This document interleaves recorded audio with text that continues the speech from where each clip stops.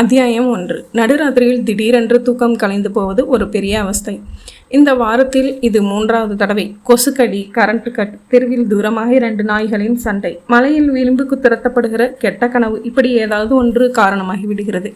பின் alarm time பீஸில் radio மூல்களின் நிலை வைத்து கொண்டு 2 ஹால் அல்லது 3 ஹால் என்று உத்தேசிக்க முடிகிறது. கொஞ்ச வினாடிகளுக்கு பிறகு முடிகிற ஊதுபத்தியின் கடைசி புகை விலகி மௌனமாவது போல தூக்க கலக்கம் போய் ரொம்ப விழிப்பாகி விடுகிறது. அசாத்திய விழிப்பில் மெல்லிய நீல நிற இரவு விளக்கின் சன்ன வெளிச்சம் கூட பெரிதாகப்படுகிறது. ஃபேனுக்கு போல இரவு விளக்குக்கும் கூட ரெகுலேட்டர் இருந்தால் இன்னும் குறைக்கலாம் போல தோன்றுகிறது. அலாரம் டைம் பீஸிங் டிக் டிக் டிக் பிரதான தான் ஒளியாகிறது. சுழல்கிற ஃபேனின் சத்தம் சுருதி என்றால் ஜன்னல் வழியாக வருகிற சில்வண்டுகளின் சத்தம் கோரஸ் வயலினாக கொள்ளலாம். மார்பின் மேல் கிடந்த நிர்மலாவின் பிஞ்சு கையை எடுத்து வைத்து போர்வையை விலக்கி எழுந்து உட்கார்ந்து கொண்டு சில வினாடிகள் பிளாங்காக மாதவியை பார்ப்பேன். 5½ அடி அகல கட்டிலில் 2 குழந்தைகளும் புரண்டு விழுந்து விடக்கூடாதென்று ஒரு எல்லையில் நான், ஒரு எல்லையில் மாதவி.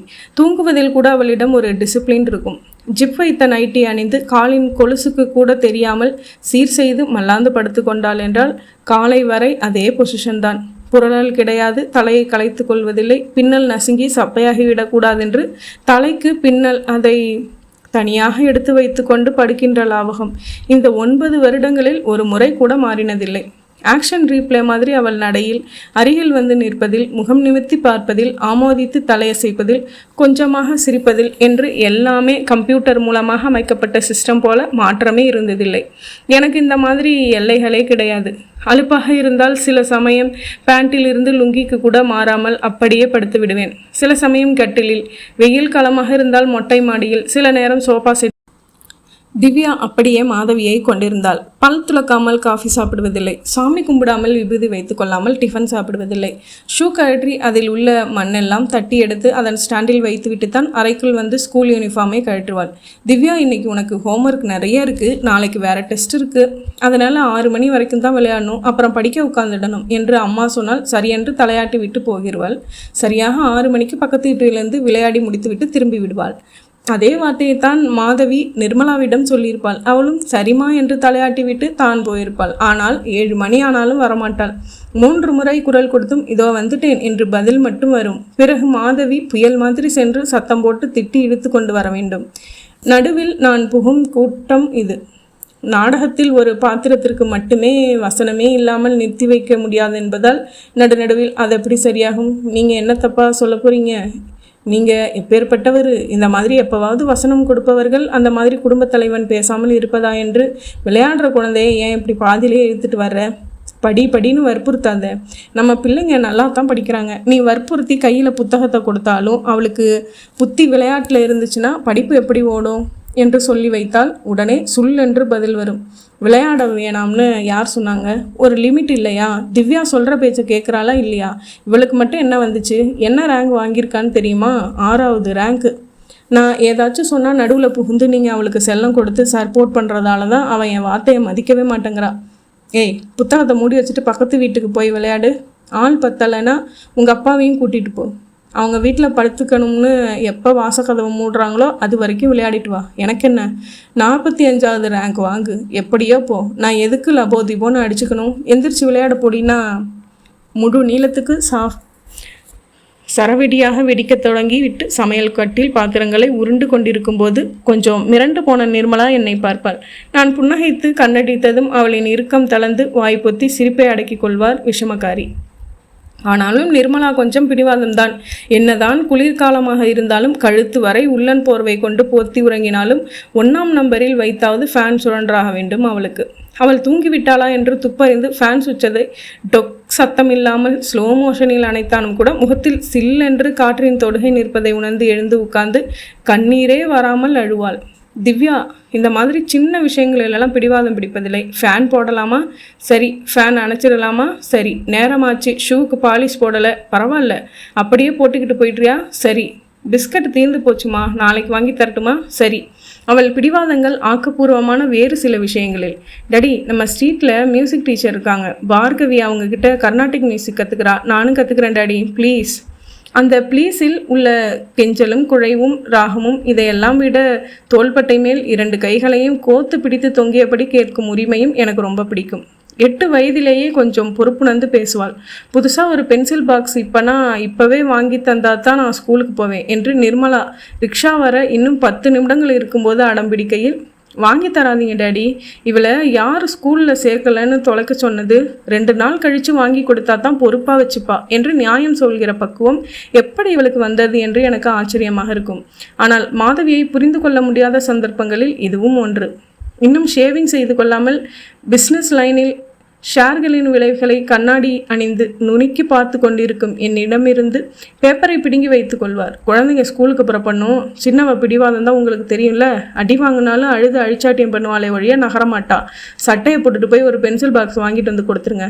8:30 மணிக்கு சலூனை தவிர எந்த கடையும் திறந்திருக்க மாட்டா மாதவி என்று நான் சொல்லி முடிப்பதற்குள் என் சட்டையும் ஸ்கூட்டர் சாவியும் கொண்டு வந்து வைத்துவிட்டு குழந்தைகளின் டிஃபன் பாக்ஸுக்குள் மதிய சாப்பாட்டை அடைத்து கொண்டிருக்கிற வேலைக்கு போய்விடுவாள் தலைவி. நாடகத்தில் சிலருக்கு எடுத்துக்கொள்ளும் பாத்திரமாக அமைகிறது, சிலருக்கு கொடுத்து படுகிற பாத்திரமாக அமைகிறது. நான் தான் இளவரசன் என்று சொல்லி அந்த பிரதான பாத்திரத்தை எடுத்துக்கொள்ள டீமில் ஒருவன் அழகாக இருக்க வேண்டும் அல்லது காசு போடுகிறவனாக இருக்க வேண்டும். பள்ளி வாழ்க்கை கிரிக்கெட்டில் ஸ்டெம்ஸ் பேட் காசு போட்டு வாங்கியவன் மட்டும் 2-3 அவுட் ஆகிற சலுகை வழங்கப்படுவது போலத்தான் இதுவும். நான் தான் இந்த நாடகத்தில் சிப்பாய் என்று எவனும் கண்கள் பளபளப்ப கேட்டு வாங்கி கொண்டு பராக் பராக் சொல்ல துடிக்க மாட்டான். கோபாலகிருஷ்ணா, நீ தான் இதில் சிப்பாய் என்று திணிக்கப்படுகிறது. அந்த கோபாலகிருஷ்ணன் புதியவனாக ஏதாவது சான்ஸ் கிடைக்காதாவென்று 100 தடவை தேடி வந்தவனாக இருப்பான். என் வாழ்க்கை நாடகத்தில் நான் இளவரசனா சிப்பாயா, எடுத்துக்கொண்டதா, கொடுக்கப்பட்டதா, திட்டமிட்டதா, திணிக்கப்பட்டதா, இஷ்டப்பட்டதா, ஏற்றுக்கொண்டதா? தூக்கம் முற்றிலும் கலைந்து விட்டிருக்க கட்டிலை விட்டு எழுந்தேன். பெட்ரூமை விட்டு வெளியே வந்து ஹாலில் இருட்டில் உத்தேசமாக சுவரில் தடவி சுவிட்ச் போட்டு சமையல் அறைக்குள் சென்று தண்ணீர் எடுத்து குடிக்கையில் இது உணவு குழாயில் இறங்குகிற சத்தம் கூட கேட்டது. ஹாலை ஒட்டி 8 அடிக்கு 4 அடி ஒரு சிட் அவுட் பால்கனி மாதிரி உள்ள இடத்தில் கதவுகளை திறந்து கொண்டு முகத்தில் காற்றின் அறையை வாங்குவது இதமாயிருந்தது. பிரம்புச்சாரில் உட்கார்ந்திருந்த வெள்ளை பூனை என் திடீர் வருகையை எதிர்பார்க்காமல் பதறி ஓடி பக்கத்து வீட்டு சன்ஷேடில் தாவி ஓடி காணாமல் போனது. தூங்கி கொண்டிருந்ததோ என்னவோ எழுப்பு தொலைத்து விட்டேன். பாவம், இந்த ராத்திரியில் அது மிச்ச துக்கத்தை தொடர ஒரு தோதான இடம் தேடியாக வேண்டும். 4வது மாடியிலிருந்து பார்ப்பதால் மரங்களின் உச்சந்தலைகள் தான் தெரிந்தன. சோடியம் வேப்பர் வெளிச்சத்தில் நனைந்த சாலைகளில் எந்த நடமாட்டமும் இல்லை. அபார்ட்மெண்ட் கட்டிடத்தின் வாசல் கேட் அருகில் வாட்ச்மேன் வாயில் சிகப்பு புள்ளி தெரிந்தது. அவன் யாரிடமோ பேசிக்கொண்டிருந்தது சன்னமாக கேட்டது. பக்கத்து பில்டிங் வாட்ச்மேன் பேசிக்கொண்டிருக்கலாம். அமைகிற எல்லைக்குள் தான் மனிதன் புழங்க முடிகிறது. ஆசைகளுக்கும் யதார்த்தங்களுக்கும் பெரும்பாலான சமயங்களில் ஒற்றுமை இருப்பதில்லை. தினம் ஒரு காரில் வருகிற பணக்கார மனிதர்களை நண்பர்களாக அடைய வேண்டுமென்றால் என்ன தகுதி வேண்டும்? அதே அளவு அந்தஸ்து, 5000 சம்பளம் ப்ளஸ் சலுகைகள் வழங்கப்படும் உதவி மேனேஜர் ஒருவருக்கு வழங்கப்படுகிற அலுவலக சூழ்நிலையில் தினம் ஒரு கார் நண்பன் எங்கிருந்து வருவான்? 28 லட்சம் ஆச்சுங்க, ஒரே செக்கில் செட்டில் பண்ணேன், அடுத்த வாரம் சுவிட்சர்லாந்து போகிறேன் என்கிற வாக்கியங்களாக காதில் விழும். என்ன சார், காப்பித்தூள் விலையை பார்த்தீங்களா? மளிகை கடை பில்லில் ஹையஸ்ட் வேல்யூ அதான். இப்போது 5 லிட்டர் மொத்தமாக பெட்ரோல் போட்டிங்கன்னா கொஞ்சம் எக்கனாமிக்கலாக வரும். ஃபாரின் சென்ட்டுன்னு சொல்லி விற்று ஏமாற்றிட்டான் சார். 35 ரூபாய் தண்டம். லோன் வேணும் குறைஞ்ச வட்டியில். எங்கே கிடைக்க சொல்லுங்கள்? இங்கே எதுக்கு அனாவசியமாக ஃபேன் சுற்றுது? கரண்ட் 1 யூனிட் எவ்வளவு தெரியுமா? இப்படித்தானே வாக்கியங்கள் எல்லா திசைகளிலிருந்து மோதும். சமூக வாழ்வு என்பது அனுசரணியாக வேண்டிய ஒன்று. சிங்கம் இருக்கிற சர்க்கஸ் வலயத்தில் தள்ளப்படுகிற ரிங் மாஸ்டர் கையில் சாட்டை எடுக்கவில்லை என்றால் சிங்கம் கடித்துவிடும் என்கிற சூழ்நிலையில் என்னையா சிங்கத்தை மேய்க்கிற வேலையா என்று அவன் அழுத்து கொண்டால் என்ன ஆகும்? சிங்கத்திற்கு புல்மீல்ஸ் ஆகிவிடுவான். எனவே அலுப்பை கழற்றி வைத்துவிட்டு சாட்டையை கையில் எடுத்துக்கொண்டு சிங்கத்தை அடக்கி கைத்தட்டல் வாங்குவது நோக்கம் மட்டுமல்ல, உயிர் செயலாகி விடுகிறதே. அந்த ரிங் மாஸ்டர் சின்ன வயதிலிருந்தே நான் வளர்ந்து பெரியவனானதும் ஒரு சர்க்கஸ் கம்பெனியில் சிங்கம் புலியை அடைக்கிற ரிங் மாஸ்டராக வேண்டும் என்று கனவு கண்டவனாக இருந்தால் பிரச்சனை இல்லை. ஒவ்வொரு ஷோவிலும் ஆனந்தமாக செய்வான். பள்ளிக்கூடத்தில் டீச்சர், நீ பெரியவனானது என்னவா வரணும்னு ஆசைப்படுற என்று கேட்கும்போது டாக்டர், இன்ஜினியர், வக்கீல், சயின்டிஸ்ட், பணக்காரன், தொழிலதிபன், நடிகன், டைரக்டர், கவிஞன், இசையமைப்பாளன், எழுத்தாளன், பத்திரிகையாளன் தாண்டி எவனாவது சர்க்கஸில் ரிங் மாஸ்டர் ஆகணும் என்று சொல்லியிருப்பானா? சரி, அதாவது வித்தியாசமான வேலை. யாராவது 700 ரூபாய் சம்பளத்தில் ஒரு கிராக் வேலை செய்யறவனா, லட்சமாக சம்பாதிக்கிற வக்கீல் கிட்ட சதா திட்டு வாங்குற ஒரு குமாஸ்தாவா, ஊர் பூரா புகழற ஒரு நடிகனுக்கு சிகரெட் ஆஸ்ட்ரே சுமக்கிற ஒரு எடுபடியா, பிளாட்பாரஸில் சாக்பீஸில் படம் வரைஞ்சி காசு சம்பாதிக்கிற ஓவியனா, தள்ளு வண்டியில் சுக்கு காப்பி விற்கிறவனா, டைலர் கடையில் காஜா போடுறவனா, ஹோட்டலில் மெனு கார்டு நீட்டி ஆர்டர் எடுக்கிறவனா வரணும் என்று யாராவது சொல்லியிருப்பானா? சொல்கிறானா? சொல்வாளா? எல்லோருக்குமே மஞ்சள் வெளிச்சத்தில் நனையத்தான் ஆசை, 100ல் ஒருவனாக தனித்திருக்கத்தான் எண்ணம். ஆனால் அந்த ஒரு புகழ் மனிதனுக்காக 99 சாதாரண மனிதர்கள் அவசியமாகிறார்கள் அவன் தனித்து செறிவதற்காக. நான் அந்த ஒருவனா, இல்லை 99ல் ஒருவனா? தனித்து ஒருவனாக ஆசைப்பட்டு 99ல் ஒருவனாக வாழ்ந்து கொண்டு தவறு. கொடுக்கப்பட்ட பாத்திரத்தை ஜாக்கிரதையாக கண்ணாடி பாத்திரம் மாதிரி சுமந்து கொண்டு அழுத்து போய் சாட்டையை சுருட்டி வைத்துவிட்டு உட்கார்ந்தால் என்ன ஆகும்? ஒன்று சிங்கம் கடித்துவிடும்.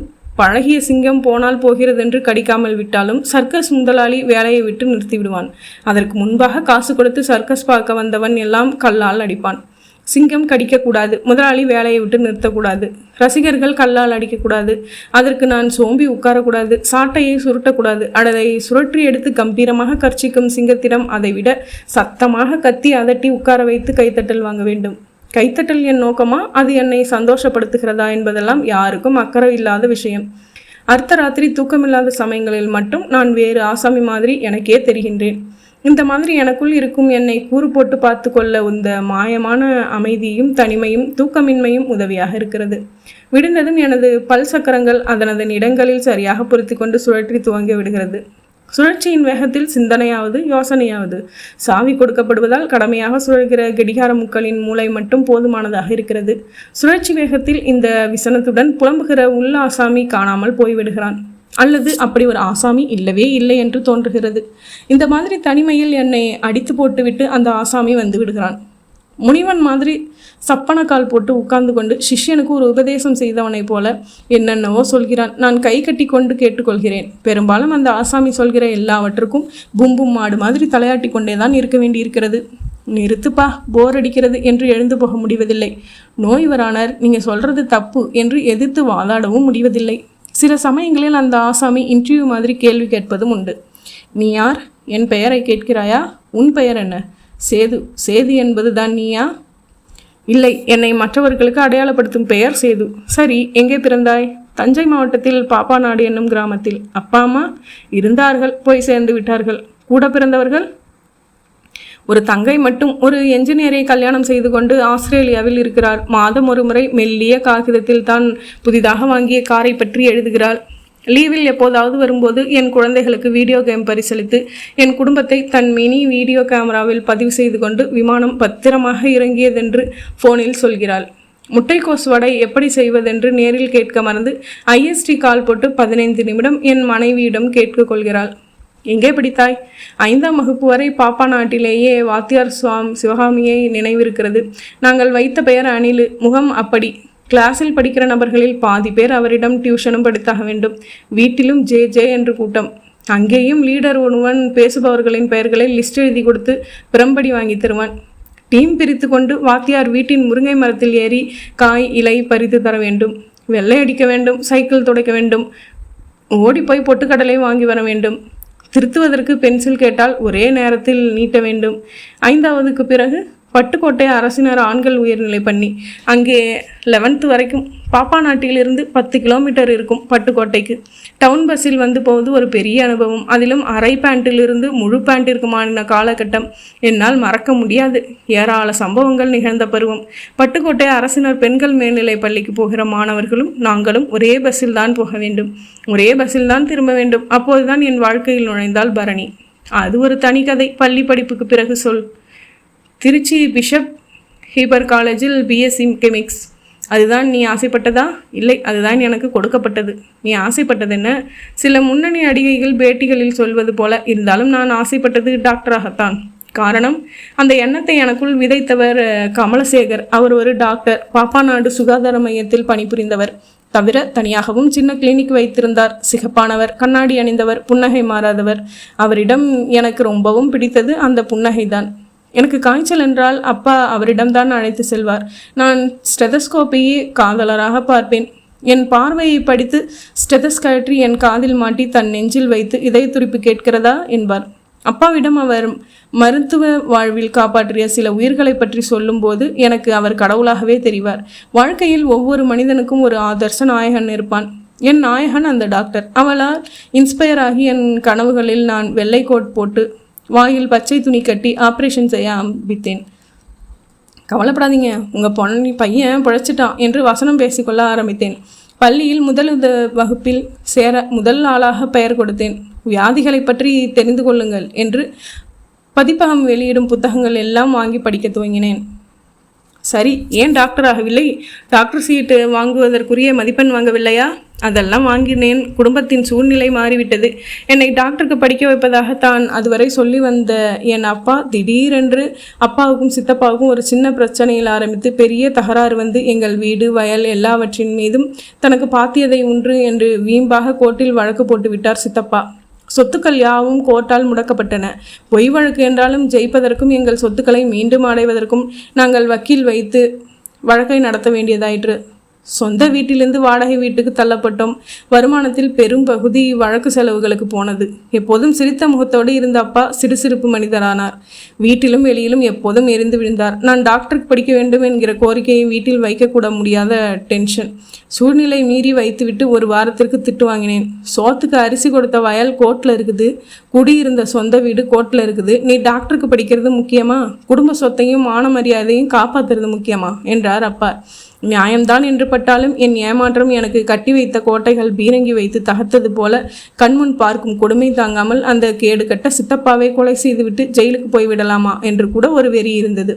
அப்புறம் ஹெட்மாஸ்டரிடம் எல்லாம் சொல்லி அழுதேன். குடும்பம்தான் முக்கியம், மனதை தேற்றிக்கொள், ஏதாவது ஒரு டிகிரி படி என்றார். இயந்திர மனிதன் போல திருச்சி சென்று டிகிரி படித்தேன். வழக்கில் நாங்கள் தான் ஜெயித்தோம். எல்லா சொத்துக்களும் அப்பாவுக்கு திரும்பி கிடைத்தது. நஷ்டப்பட்டவன் நான் தான். பிறகு கப்பல் சரியாக இருக்கும் வரை தான் அதன் மாலுமி சுக்கான் பிடித்து திசையை தீர்மானித்து வேகத்தை நிர்ணயித்து திட்டமிட்டபடி செலுத்த முடியும். கப்பல் உடைந்து சிதறி அந்த மாலுமிக்கு ஒரே ஒரு மரக்கட்டை மட்டும் கிடைத்து அதில் தொற்றிக்கொண்டான் என்றால் திசை, வேகம், போய் சேருமிடம் என்று எதையாவது அவன் முடிவு செய்ய முடியுமா? அங்கே தீர்மானிப்பவைகள் அலைகள். காற்று மரக்கட்டை பயணத்தில் தீவு தென்படலாம், திமிங்கிலம் வரலாம், பாறை மோதலாம், கரையும் சேரலாம். எது நேர்ந்தாலும் அதில் அந்த பயணியின் பங்கு எதுவும் இருக்காது. கப்பலில் இருந்தவரை அந்த மாலுமி தானாக இசைப்பாடும் குயில். கட்டைக்கு வந்த பிறகு யாராவது எடுத்து வாசித்தால் மட்டும் இசை தரும் புல்லாங்குழல். யாருமே தொடவில்லை என்றால் அது வெறும் ஓட்டைகள் கொண்டதொரு மூங்கில் குச்சி மட்டுமே. இதில் நீ எதுவாக? டாக்டராக வேண்டும் என்கிற கனவுகளோடு அதே முளைப்புடன் அந்த லட்சியம் நோக்கி என்னை தயார்படுத்தி கொண்டிருந்தவரை நான் கப்பலில் இருந்த மாலுமி, இசைப்பாடும் குயில். அந்த கனவுகள் சிதைந்த பிறகு மரக்கட்டை பயணி, வெறும் துவாரங்கள் மட்டுமே கொண்ட மரக்குச்சி. சரி, அது குச்சி அல்ல, புல்லாங்குழல் என்று அடையாளம் கண்டு யாராவது எடுத்து வாசித்து இசை உருவாக்கினார்களா? ஆமாம். யார்? பரணி.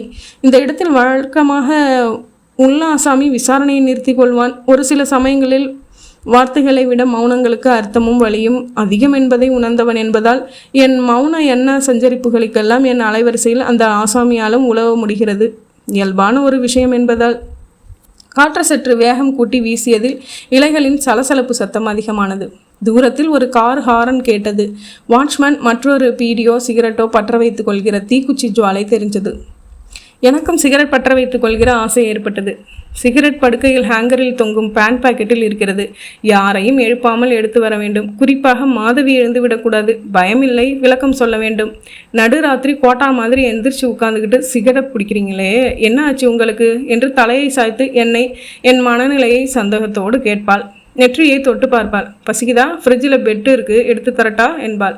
ராத்திரி படுத்தால் காலையில் எழுந்து கொள்வது தானே உலக இயல்பு. இந்த மனுஷன் நடுராத்திரி பால்கனியில் சிகரெட் பிடித்து நின்று கொண்டு இயல்பு நிலை மீறி எங்கோ பார்ப்பதும் என்னவோ நினைப்பதும் சிரித்து கொள்வதும் என்ன இது? கடவுளே, எதுவும் மந்திரிக்க வேண்டுமா என்றெல்லாம் அவளுக்குள் ஓடும். அவள் தூக்கம் கெடும். இல்லை மாதவி, எனக்கு இந்த அர்த்தராத்திரி தனிமை பிடிச்சிருக்கு.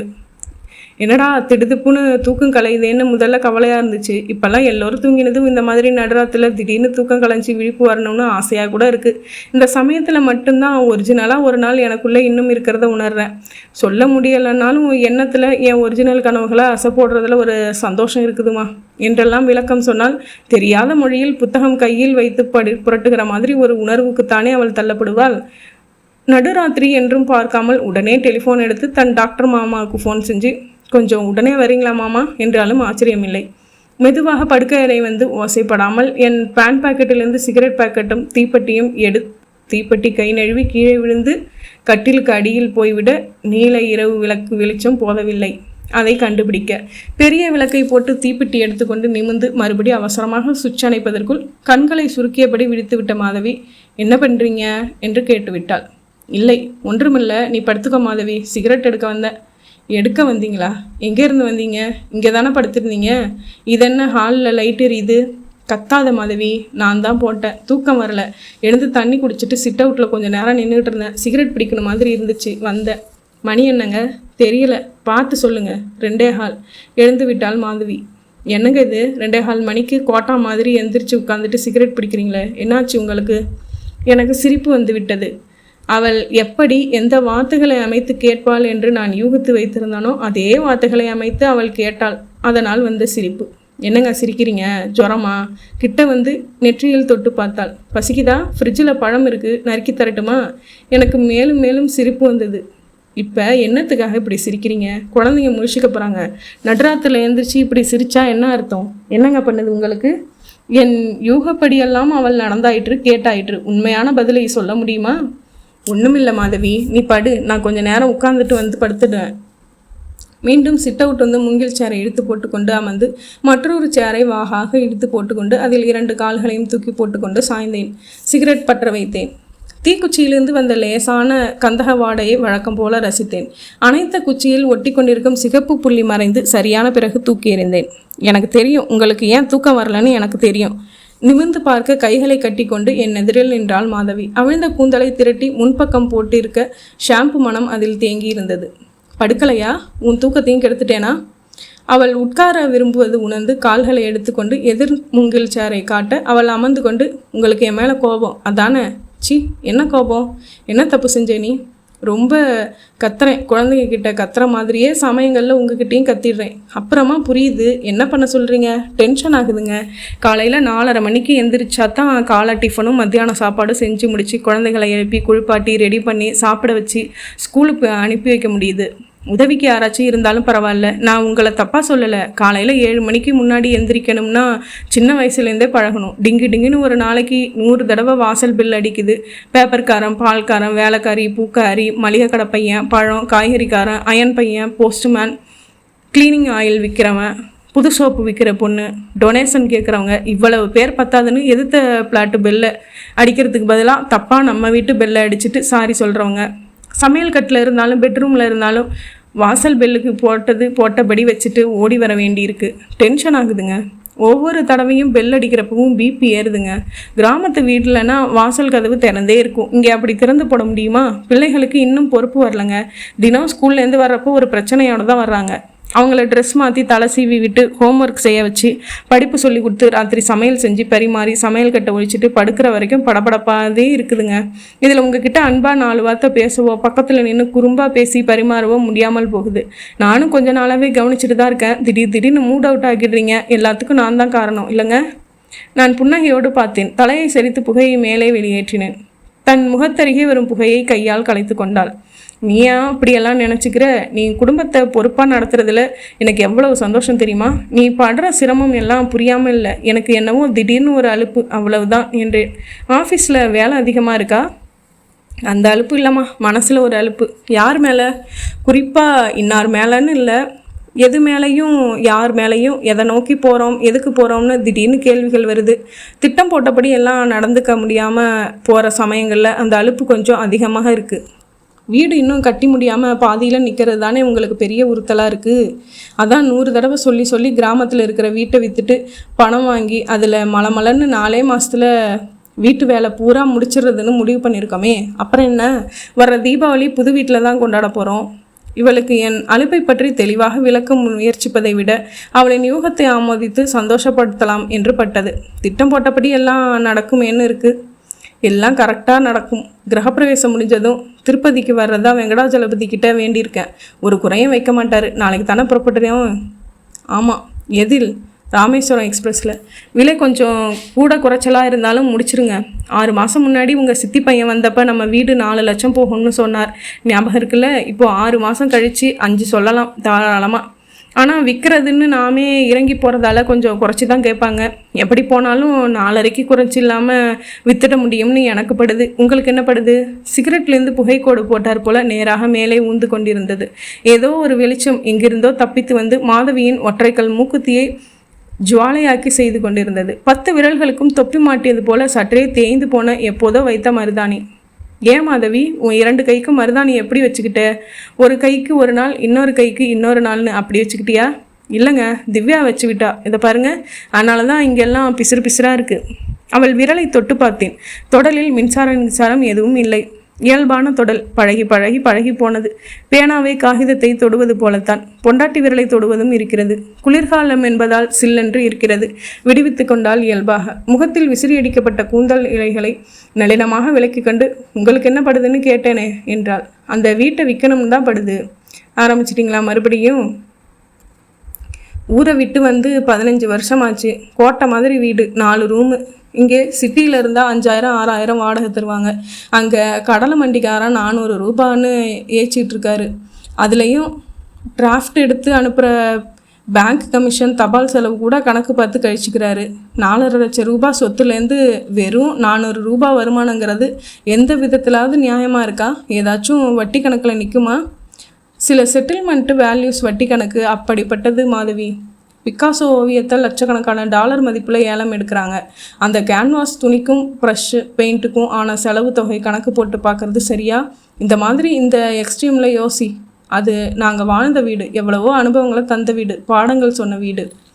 நீங்கள் தான் அடிக்கடி சொல்வீங்களே, அந்த வீடு கோர்ட்டுக்கு போனதால தான் நீங்கள் டாக்டருக்கு படிக்க முடியாமல் போச்சுன்னு. அப்புறம் என்ன அந்த வீட்டு மேலே அட்டாச்மெண்ட்டு? வீடாக நடந்து கோர்ட்டுக்கு போச்சு, அது என் சித்தப்பா செஞ்ச வேலை. அதுக்கு வீடு என்ன செய்யும்? இதை பாருங்கள், மார்பிள் ஃப்ளோரிங் பண்ணி பேசிக் கபோர்ட்ஸ் ஃபர்னிச்சர்ஸ் போட்டு வீட்டை முடிக்கணும்னா இன்னும் 2.5 லட்சம் கண்டிப்பாக வேணும்னு இன்ஜினியர் சொல்லிட்டாரு. அதுக்கு உடனடியாக வேறு ஏற்பாடு செய்ய முடியும்னா வீட்டை விற்க வேணாம், நினைவு சின்ன மாதிரி வச்சுக்குங்க. அதுக்கு வழி இல்லாத பட்சத்தில் வேதாளம் முருங்கை மரம் ஏறிட்ட மாதிரி மறுபடி வீட்டை விற்க வேணாங்கிற யோசனைக்கு போகாதீங்க. யார்கிட்ட சொன்னாலும் சிரிப்பாங்க. எது புத்திசாலித்தனம்னு ஆஃபீஸில் உங்கள் கூட வேலை பார்க்குறவங்கள கேளுங்க, சொல்லுவாங்க. ஏன் உங்கள் ஃப்ரெண்டு புருஷோத்தமனை கலந்துங்க, அவரும் இதைத்தான் சொல்லுவார். மாதவி, நான் ஒன்று சொல்கிறேன், உடனே பாயாதே, கொஞ்சம் யோசியேன். என்ன, இந்த வீட்டில் நமக்கு என்ன சௌகரிய குறைச்சல்? பைப்பு திறந்தால் தண்ணி வருது, கரண்ட்டு கட் ஆகிறது இல்லை, 2 லிஃப்ட்டு, 24 மணி நேரமும் வேலை பார்க்குது, பழகிறதுக்கு குழந்தைங்க, போய் விளையாடுறதுக்கு பக்கத்தில் ஃப்ளாட்ஸ் இருக்குது. ஒரு வாரம் வீட்டை பூட்டிட்டு வெளியூர் போனாலும் பில்டிங்க்கு வாட்ச்மேன் இருக்கிறதால கவலை இல்லை. குழா ரிப்பேரு, சாக்கடை அடைப்புன்னு எந்த பிரச்சனை ஆனாலும் மெயின்டெனன்ஸ் பணம் வசூலிக்கிற அசோசியேஷன் பார்த்துக்குது. எதுக்காக இப்போ நமக்கு சொந்த வீடு? போச்சுடா, அடிய பிடியா பாரதப்பட்டான்னு அங்கே போயிட்டீங்களா? எதுக்கு வாழணும்னு கூட கேட்பீங்க போல இருக்கே. நீ கேலியாக சொன்னாலும் அது ரொம்ப பெரிய கேள்வி மாதவி. யாராலையும் சமாதானமாகிற மாதிரி சரியான பதிலை சொல்ல முடியாத கேள்வி. எதுக்காக வாழணும்? நீ தான் சொல்ல பார்க்கலாம். சொந்த வீடு கட்டிக்கிறதுக்காகவா? சரி, கட்டியாச்சு. கிரகப்பிரவேசம் செஞ்சு திருப்பதிக்கு போயிட்டு வந்தாச்சு. அப்புறம் கார் வாங்குறதுக்காகவா? அதுக்கப்புறம் போன நிமிஷம் ஒரு பொய், அடுத்த நிமிஷம் ஒரு பொய், இந்த நிமிஷம் மட்டும் நிஜம். நிஜமான இந்த நிமிஷத்தில் சந்தோஷமாக வாழ்ந்தத போதாதா?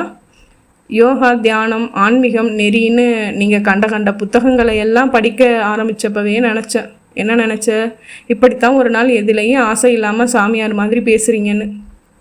வண்டு, சாமியாருக்கு ஆசை இல்லைன்னு யார் சொன்னது? அவருக்கு என்ன ஆசை? துறவு மேலே ஆசை. எல்லாத்தையும் துறக்கணும்னு ஆசைப்படுறது ஒரு ஆசை இல்லையா? ஒழுக்க நெறிகள் தவறாமல் நியதிகளோடு வாழணும்னு ஆசைப்படுறது ஒரு ஆசை இல்லையா? உங்ககிட்ட சரிக்கு சரி என்னால் பேச முடியாதுங்க. நீங்கள் ஒரு மாதிரி ஆயிட்டீங்க. இடம் வாங்கியாச்சு, இன்ஜினியரை வச்சு பிளான் போட்டு சேவிங்கில் இருந்தது நகை விற்றதுன்னு திரட்டி போட்டு பாதி கட்டடம் எழும்பியாச்சு. இப்போது போய் வாடகை வீடு போதாதான்னு கேட்குறீங்களே, உங்களை எதில் சேர்த்துக்கிறது சொல்லுங்கள்? 2 கைகளையும் தலைக்கு பின்னால் கோர்த்து கொண்டு சேரில் நன்றாக சாய்ந்து கொண்டு வானம் பார்த்தேன். திரியாய் மேகங்கள் கலைந்து கொண்டிருந்தன. என் பார்வை திசையில் நிலாவை காணவில்லை. கூர்ந்து பார்த்தால்தான் நட்சத்திரங்கள் தெரிந்தன. மாதவி தன் விரல்களில் சொடக்கெடுத்து கொண்டாள். அந்த அசைவில் கண்ணாடி வளையல்கள் மோதி சத்தம் எழுப்பின. சரி, நீ போய் படு மாதவி. பாதியில் நிற்கிற வீட்டை என்ன செய்ய போகிறீங்க? தீர்மானமாக எனக்கு ஒரு பதிலை சொல்லுங்கள் முதல்ல. சர்க்கஸ் கூண்டில் ரிங் மாஸ்டர் பாதி ஷோவில் சாட்டையை சுரட்டி கொண்டு உட்கார்ந்தால் என்னாகும்? சிங்கம் பயந்து வந்து கடிக்கும். பிளான் பண்ணினபடி நான் புறப்பட்டு கிராமத்துக்கு போகிறேன் மாதவி. வீட்டை விற்கிறதுக்கான ஏற்பாடுகளை செய்துட்டு திரும்பி வர்றேன். வீட்டை உன் ஆசைப்படி கட்டி முடித்து கிரகப்பிரவேசம் செஞ்சு வெங்கடாஜலபதியை பார்த்துட்டு வந்துடலாம். நிம்மதியாக போய் தூங்கு. ஏன் உங்கள் ஆசைன்னு பிரித்து பேசுகிறீங்க? நம்ம ஆசைன்னு சொல்ல மாட்டிங்களா? போய் படுத்துக்கோ மாதவி. காலையில் 4:30க்கு எந்திரிக்க வேண்டியவனே. மாதவி எழுந்து கொண்டாள். நான் நசுக்கி ஓரமாக போட்டிருந்த சிகரெட் துண்டை பொறுக்கி வெளியே வீசினேன். நீங்கள் படுக்கலையா? எவ்வளவு நேரம் இப்படியே உட்காந்துருப்பீங்க? பனிக்காத்து சேராதுங்க. ஊருக்கு வேற போகணும். நீங்கள் 10 நிமிஷத்தில் வந்துடுறேன். நீ போமா. கொலுசு சத்தம் தேய்ந்தது. டொக். விளக்கணைக்கும் ஒளி, போர்வையை உதரும் ஒளி, படுக்கிற அசைவில் ஏற்படும் கண்ணாடி வளையல்களின் ஒளி. அப்புறம் நிசப்தம். மறுபடி 2 கால்களையும் தூக்கி எதிர்ச்சாரில் போட்டுக்கொண்டேன். வெற்று மார்பின் ரோமம் ஒன்றின் மேல் அமர்ந்திருக்க சிகரெட் சாம்பலின் துணுக்கு தட்டிவிட்டேன். அத்தியாயம் 2. ஃபைல்களில் கையெழுத்திட்டு கொண்டிருந்தேன். உள் தொலைபேசியில் மேனேஜர் அழைத்து மதியம் நடக்கிற 8 ஏரியா மேனேஜர்களின் மீட்டிங்கை நானே கவனித்து கொள்ள வேண்டும் என்றார். சரி என்றேன். விசாகப்பட்டினத்திலிருந்து ஏஜென்சிக்காரன் ஃபோனில் வீக்லி ஸ்டேட்மெண்ட் வந்து சேரவில்லை என்றான். சமாதானப்படுத்தினேன். ராகவாச்சாரியை அழைத்து ஏன் அனுப்பவில்லை என்றதற்கு ரெஜிஸ்டர் தபாலில் அனுப்பி வைத்ததற்கான அத்தாட்சியை எடுத்து வந்து காட்டினார். பரவாயில்லை என்று மீண்டும் இந்த முறை கூரியரில் அனுப்ப சொன்னேன். கிளாராவை அழைத்து ஒரே ஒரு லெட்டர் டிக்டேட் செய்து அதில் 11 ஏஜென்ட்டுகளுக்கு அனுப்ப சொல்லி லிஸ்ட் கொடுத்தேன். நடுவில் பியூன் வாங்கி வந்த காஃபி குடித்துவிட்டு ஏசி அணைத்துவிட்டு ஜன்னல் அருகில் நின்று வெனீஷியன் பிளாயிண்டை உயர்த்தி கண்ணாடி கதவை தள்ளி திறந்து தூரத்தில் தெரியும் கடல் மற்றும் கப்பல்களை பார்த்தபடி சிகரெட் பற்ற வைத்தேன். இந்த சிகரெட் பாப்பா நாட்டில் இருந்தபோது இல்லை. கல்லூரியில் படித்தபோது விளையாட்டுக்காக ஒரே ஒரு தடவை இழுத்து பார்த்து நாள் முழுக்க இருமி கொண்டிருந்ததோடு சரி. சென்னை வந்த பிறகுதான் ஒரு பழக்கம் ஒட்டி கொண்டது. இந்த விஸ்வேஸ்வராயா கம்பெனியில் வேலைக்கு சேர்ந்த புதிதில் மாம்பழத்தில் ஒரு மாத வாடகை அறையில் தங்கல். 17 குடித்தனங்கள் உள்ள ஒரு சின்ன காலனி. அதில் 7 எண்ணெய் மாதிரி பேச்சுலர்கள் தங்கின அறைகள். மற்றவை குடும்பங்கள். மொத்தமாக 2 பொது பாத்ரூம்கள் மற்றும் கழிப்பறைகள். புருஷோத்தமன் நண்பனானது அங்கேதான். அடுத்த அறைக்காரன். அவனுக்கும் பாரில் கார்னரில் தான் ஆஃபீஸ். ஒரே பாத்ரூம் வாசலில் காத்திருந்து ஒரே பஸ்ஸுக்காக காத்திருந்து நட்பு வந்துவிட்டது. அந்த அறையில் ஒரு மனிதன் ஒற்றை கட்டில் போட்டு படுத்து விட்டால் இன்னொரு மனிதன் அறை வாசலிலேயே தான் நின்று பேச முடியும். அந்த சின்ன அறைக்குள் புருஷோத்தமன் மடக்கும் இரும்பு கட்டிலை மடக்கி போட்டுவிட்டு எக்ஸசைஸ் செய்வது எனக்கு ஆச்சரியமாக இருக்கும். வியர்வை வழித்து சொட்டி சிமெண்ட் தரையெல்லாம் ஈரமான அளவிற்கு செய்வான். தினம் காலையில் 5 மணிக்கெல்லாம் எழுந்து சைக்கிளை எடுத்துக்கொண்டு காந்தி சிலை பீச்சிற்கு போய்விடுவான். வேக நடை, ஸ்கிப்பிங், தேக பயிற்சி. தேக ஆரோக்கியத்தில் அத்தனை அக்கறை உள்ள அவனுக்கு முரண்குணமான சிகரெட் பழக்கம். எப்படியோ ஒட்டிக்கிச்சு விட முடியல என்பான். அவனோடு குற்றாலத்திற்கு 4 நாட்கள் டூர் போனபோது பற்ற வச்சு பாரு சேது என்று நீட்டப்பட்ட வில்ஸ் என்று ஞாபகம். சிகரெட் தான் இன்றைய பழக்கத்திற்கு விதை. குற்றால குளிருக்கு இதமாக தெரிந்தது. இருமல் வராது ஒரு காரணம். அப்புறம் தினமும் ஒன்று மட்டும். பிறகு தினம் சாப்பிட்ட பிறகு மட்டும். பிறகு ஒரு பாக்கெட்டில் வந்து நின்றுவிட்டது. இப்போது கேட்பவரிடத்தில் எப்படியோ ஒட்டிக்கிச்சு விட முடியல என்கிறேன். எனக்கு கல்யாணமாகி 3 வருடம் கழித்து தான் புருஷோத்தமனுக்கு கல்யாணம். அவனுடைய காதல் கல்யாணம். அதன் வெற்றியில் சினிமாத்தனமான நிறைய சம்பவங்கள் உண்டு. என் பங்கும் உண்டு. எனக்கு புருஷோத்தமனை பிடிக்கும். காரணம், அவன் வாழ்க்கையில் இளவரசன் பாத்திரத்தை அவனாக எடுத்துக்கொண்டவன். திட்டமிட்டு ஜெயித்தவன். அவனுக்குள்ளே ரகசியங்கள் இல்லை. என்னை மாதிரி சிலவற்றை தேக்கி வைத்து கொள்ளாதவன். சகலமும் சொல்வான். சொல்லி இருக்கிறான். கேரளா டூர் போனபோது முதல் முறையாக கோவளம் கடற்கரையில் ஒரு குடிசையில் ஒரு விலைமாதுவிடம் போய் வந்ததை சொல்லியிருக்கிறான். நான் போக நினைத்ததை கூட சொல்வதில்லை. என் மனதின் வாசலில் ஒரு வடிகட்டி நிரந்தரமாக பொருத்தப்பட்டிருக்கும். புருஷோத்தமன் ராயபுரத்தில் எப்போதோ இடம் வாங்கி எப்போதோ வீடு கட்டி கிரகப்பிரவேசம் செய்து திருப்பதி போய் வந்து விட்டான். ஒருவேளை அந்த கிரகப்பிரவேசத்திற்கு போய் வந்ததிலிருந்து தான் மாதவி மனதில் சொந்த வீடு கனவு வந்து உட்கார்ந்திருக்க வேண்டும். உங்கள் ஃப்ரெண்டுக்கு எவ்வளவுங்க சம்பளம் என்று ஒரு நாள் கேட்டாள். ஒரு வீடு கட்ட எவ்வளவு ஸ்கொயர் ஃபீட் ஏரியா தேவைப்படுங்க என்று ஒரு நாள் கேட்டாள். வேளச்சேரி பக்கம் பிளாட் போட்டு விற்கிறது சீப்பாக இருக்குமேங்க என்று ஒரு நாள் கேட்டாள். உங்கள் கம்பெனியில் வீடு கட்டுறதுக்கு லோன் கொடுக்குறாங்களா என்று ஒரு நாள் கேட்டாள். அந்தந்த கேள்விக்கு மட்டும் உண்மையாக பதில் சொல்லி கொண்டு வந்து என் கையில் பேப்பர் பென்சில் கொடுத்து கணக்கு போடுங்க. 1000 ஸ்கொயர் ஃபீட்டில் ஒரு வீடு கட்டுறதுக்கு நிலத்தோட விலையோட சேர்த்து எவ்வளவு ஆகும்னு போடுங்க. நம்மக்கிட்ட பணம் எவ்வளவு இருக்குது, எப்படியெல்லாம் ஏற்பாடு பண்ணலாம்னு போடுங்க என்றாள். ரிங் மாஸ்டர் சாட்டையை ஒரு உதறி கொண்டு சிங்கத்தை விரட்டி கைத்தட்டல் வாங்கி துவங்கிவிட்டார். டெலிஃபோன் ஒலித்தது. Hello, Sethu here. புருஷோத்தமன் பேசுகிறேன். Good morning. ஃபோன் பண்ணியிருந்தியாமே? கேன்டீன் போயிருந்தேன். என்ன, நாளைக்கு நைட்டு ராமேஸ்வரம் எக்ஸ்பிரஸ் தஞ்சாவூருக்கு டிக்கெட் வாங்கியிருக்கேன். சரி, தஞ்சாவூரில் என்ன கல்யாணமா? இல்லைப்பா, பாப்பா நாடு போகிறேன். ஒரே ஒரு நாள் தான். அன்னைக்கு நைட்டே புறப்பட்டு மறுநாள் மெட்ராஸ் வந்துடுறதா திட்டம். உனக்கு ஒரு நாள் லீவ் போட முடியுமா புருஷோத்தமா? ஏன் கொஞ்சம் என்னோட வரியா? உனக்கு மட்டும் தானே டிக்கெட் வாங்கியிருக்கிறதா சொன்னேன். ரிசர்வேஷன் என்கொயரியில் கூப்பிட்டு விசாரித்தேன், டிக்கெட் இருக்குது. நீ சரின்னு சொன்னால் பியூனை அனுப்பி உனக்கும் ரிசர்வ் பண்ணிடுறேன். நாளைக்கு டிடிஇயை கேட்டு பக்கத்தில் உட்கார்ற மாதிரி அட்ஜஸ்ட் பண்ணிக்கலாம். அதெல்லாம் பண்ணிக்கலாம். எதுக்கு திடீர்னு என்ன கூப்பிட்ற? பாப்பா நாட்டில் எங்கள் வீடு ஒன்று இருக்குது இல்லையா? ஆமாம், அதை விற்றுலாம்னு முடிவு செஞ்சுருக்கேன். ஏனப்பா? வேளச்சேரியில் வாங்கின கிரவுண்டில் கட்டிட வேலை ஆரம்பித்து பாதியில் நிற்குது. முடிக்கிறதுக்கு ஃபண்டு ஷார்ட்டேஜு. வீட்டுக்கு பட்ஜெட் போட்டப்போ கம்பெனிலையும் எல்ஐசிலையும் லோன் போட வேண்டி இருந்துக்குது. மற்றபடி ஃபண்டு இருக்குதுன்னு சொன்னியே. சொன்னேன், பிளான் மாறிட்டே இருக்குதே. முதல்ல 2 ரூம் தான் பிளானு, அப்புறம் 3வது ரூம் முளைச்சிது. முதல்ல பால்கனி கிடையாது, இப்போ உண்டு. முதல்ல மொசைக் ஃப்ளோரிங்னு தான் நினச்சோம், இப்போ அது மார்பிள் ஃப்ளோரிங் ஆகிடுச்சு. சரி, அப்போ நிச்சயம் ஃபண்டு இடிக்கும். எவ்வளோ இடிக்குது? 2.5 ரூபா. 10,000 20,000னா என்னால் அட்ஜஸ்ட் பண்ணி தர முடியுமான்னு பார்க்கலாம். 2.5 பெரிய தொகை, அதான் வித்தரலாம்னு முடிவு. அங்கே வாடகைக்கு குடியிருக்கிற கடலை மண்டிக்காரங்கிட்ட வீட்டுக்கு மேலே ஒரு அபிப்பிராயம் இருக்குது, அதான் பேசி முடிவு பண்ணிடலாம்னு இருக்கேன். என்ன எதுக்கு கூப்பிடுற சேது? மாதவி சொன்ன யோசனை தான். எனக்கு சரியாக வியாபாரம் பேச தெரியாமல் ஏமாந்துருவேனா? நீ நல்லா சாமர்த்தியமாக பேசி நமக்கு சாதகமாக விலை அமைச்சு முடிப்பியாம். இதுதான் கிண்டலுங்கிறது. ஒரு பெரிய கம்பெனியோட அசிஸ்டண்ட் மேனேஜருக்கு பேச தெரியாதாமா? நிஜம்தான் அவள் சொல்கிறது. ஆஃபீஸில் பேசுகிறதெல்லாம் ஒரு வேஷம் தான் புருஷோத்தமா. ஆஃபீஸ் கிளம்புறதுக்குன்னு நீட்டாக ட்ரெஸ் பண்ணி டை கட்டி ஷூ மாட்டி ஒரு யூனிஃபார்முக்கு வர்றதே ஒரு வேஷம் தானே. இங்கே மேலதிகாரிக்கிட்ட எந்த துணியில் பேசணும், கீழே வேலை பார்க்குறவங்கக்கிட்ட எப்படி பேசணும், கஸ்டமர்கிட்ட எப்படி பேசணும்னு எல்லாம் நிர்ணயம் ஆகிடுறது இல்லையா? இந்த வேஷத்தை கலைச்சிட்டு வீட்டுக்கு வந்து உட்கார்றப்ப தான் ஒரிஜினல் மனுஷனாகிறோம். அவன் சாமர்த்தியமாக தான் இருக்கணும்னு அவசியமே இல்லை. கோடிக்கணக்கிலையும் லட்சக்கணக்கிலையும் ஃபிகர்களை ஆஃபீஸ் கம்ப்யூட்டரில் மேனேஜ் பண்ணுறேன்னா, வீட்டில் பழைய பேப்பரை எடை போட்டு வாங்கிட்டு போனவர்கிட்டையும் வெண்டைக்காய் விற்கிறவங்ககிட்டையும் ஏமாந்து போயிருக்கேன். பல சமயம் நம்மோட ரொம்ப நிஜ ரூபத்தை எப்போ உணர்றோம் தெரியுமா? எப்போ? என்னை பொறுத்த வரைக்கும் நடுராத்திரி தூக்கம் கலைகிற சந்தர்ப்பத்தில். உனக்கு ராத்திரியில் தூக்கம் கலைஞ்சிருக்கா புருஷோத்தமா? பல தடவை. என்ன செய்வேன்? ஃபோனை கொஞ்சம் ஸ்லோவாக வச்சுட்டு தூங்கிடுவேன். எந்திரிச்சு ஹாலில் தனியாக போய் உட்காந்துருக்கியா? எதுக்காக? உட்காந்து பாரு. அடுத்த தடவை தூக்க கலக்கத்தோடு உட்காரக்கூடாது. தூக்கம் சுத்தமாக தெளிஞ்சு உட்காரணும். ரயிலில் போகிறப்போ விபரமாக சொல்கிறேன். ஸோ நான் வர்றேன்னு தீர்மானிச்சிட்டியா? வாயேன், ஒரு நாள் தானே. விலை பேசுகிறது இருக்கட்டும். நான் 2 பேரும் தனியாக சேர்ந்து வெளியூர் போக ரொம்ப நாள் ஆசை. சரி வரேன். டிக்கெட் ரிசர்வ் பண்ணிவிட்டு கோச் நம்பர் ஃபோனில் சொல்லு. யார் முன்னாடி வந்தாலும் கோச் வாசலில் வெயிட் பண்ணுறோம். 2 பேருக்கும் நைட் டிஃபன் சேர்த்து நான் வாங்கிட்டு வந்துடுறேன். நீ வீட்டிலேருந்து எதுவும் எடுத்துகிட்டு வர வேணாம். அப்புறம் அந்த வீடு சம்மந்தப்பட்ட பத்திரம் எல்லாம் எங்கே இருக்குது? பேங்க் லாக்கரில் இருக்குது. எடுத்து எல்லா காகிதங்களையும் ஒரு செட்டு ஜெராக்ஸ் பண்ணி எடுத்துக்கோ. உன்னோட சொந்தக்காரங்க பாப்பா நாட்டை சுற்றி யார் இருக்காங்களோ அவங்களோட அட்ரஸ் எல்லாம் எடுத்துக்க. எதுக்கு?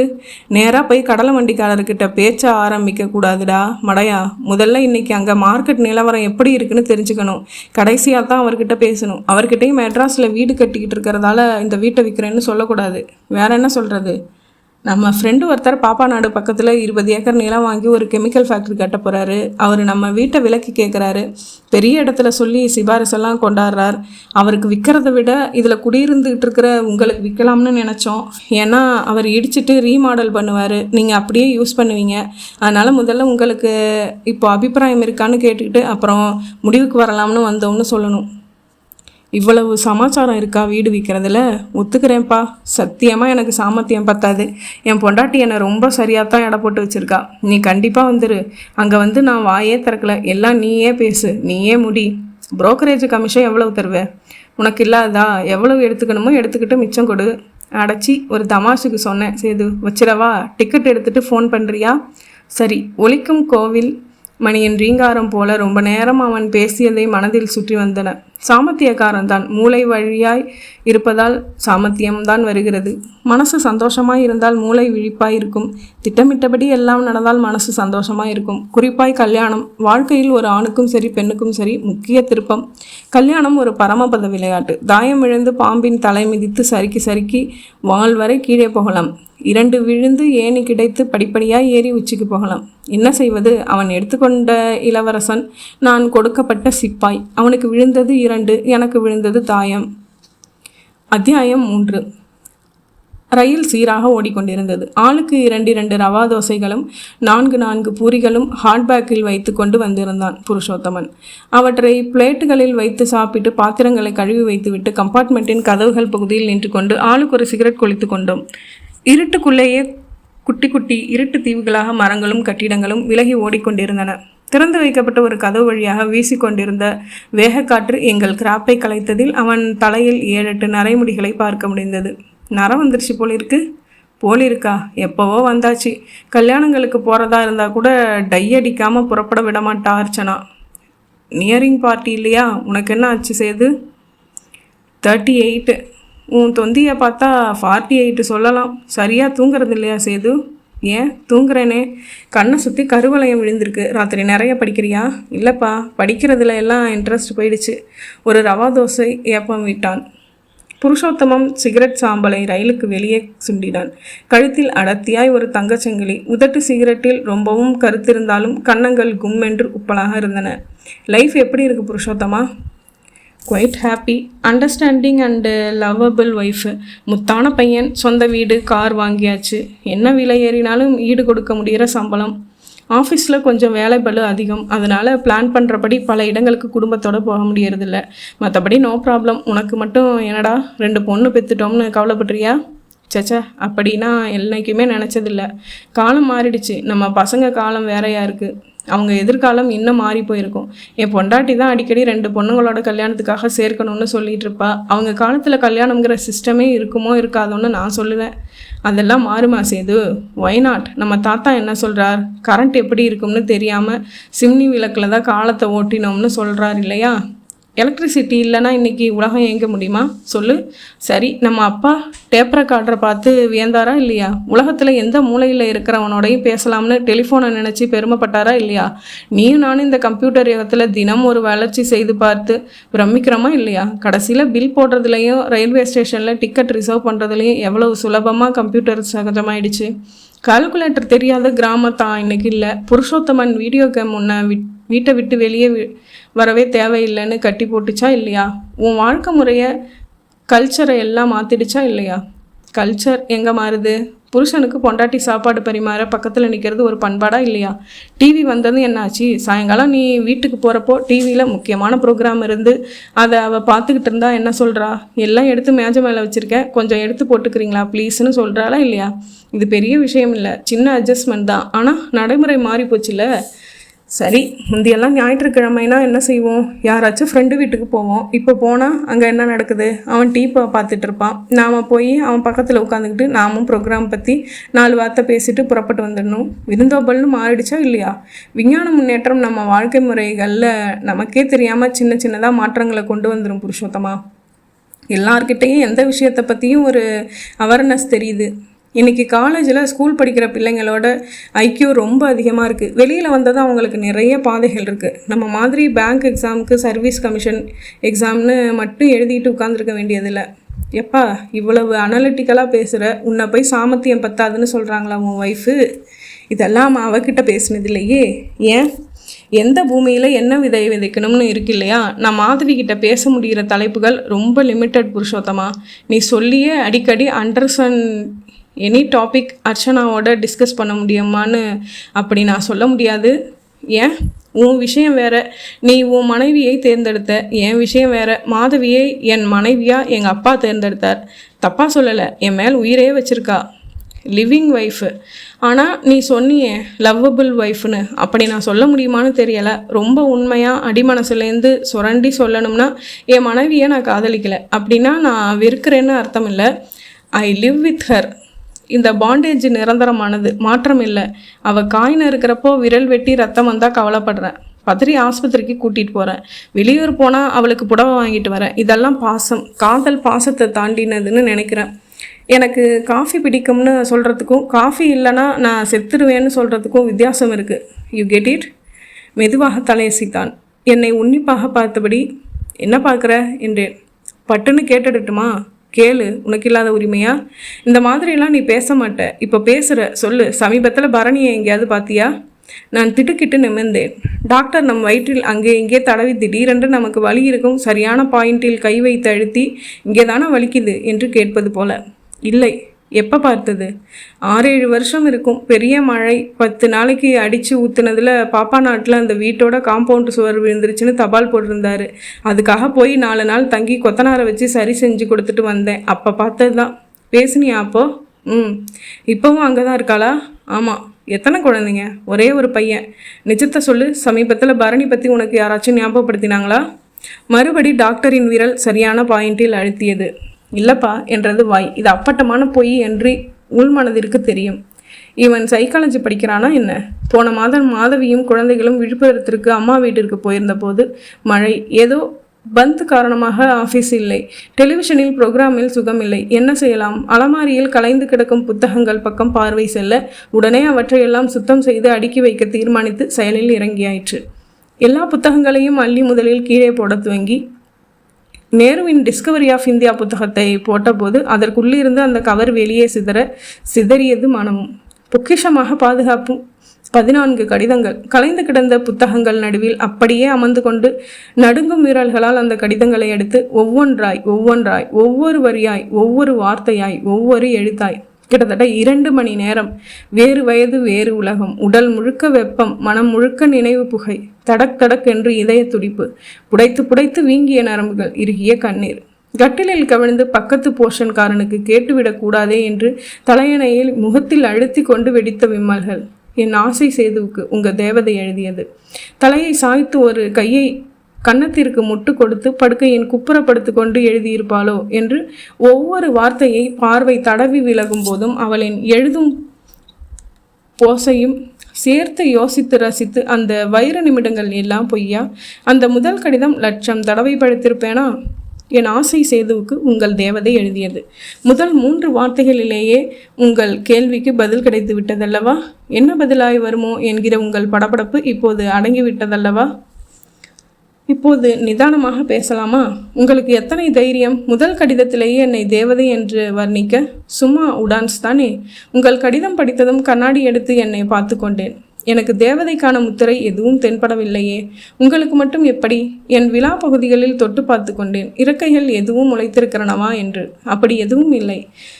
காதலை ஏந்தி செல்லும் வாகனங்களில் காகிதம் 1 என்று குறிப்பிடப்பட்டிருந்தீர்கள். ரசித்தேன். அதைவிட முக்கியமான வாகனமாக நான் நினைப்பது கண்களை. ஆமாம், உங்கள் கண்களில் இருந்துதான் என் மீதான உங்கள் காதலை முதலில் புரிந்து கொண்டேன். அதை ஊர்ஜிதப்படுத்த மட்டுமே உதவியது உங்கள் கடிதம். பார்வை ஒன்றே போதுமே, 1000 சொல் வேண்டுமா என்று கவிஞர் எத்தனை அனுபவித்து எழுதியிருக்க வேண்டும். சேது, உங்களை எனக்கு முதல் பார்வையிலேயே பிடித்து போக. நீங்களும் புராண ராமர் இல்லை, நானும் புராண சீதை இல்லை. என் அப்பாவிடம் நீங்கள் டியூஷன் படிக்க ஆரம்பித்து 6-7 மாதங்களுக்கு மற்ற மாணவர்களோடு ஒருவராகத்தான் தெரிந்தீர்கள்.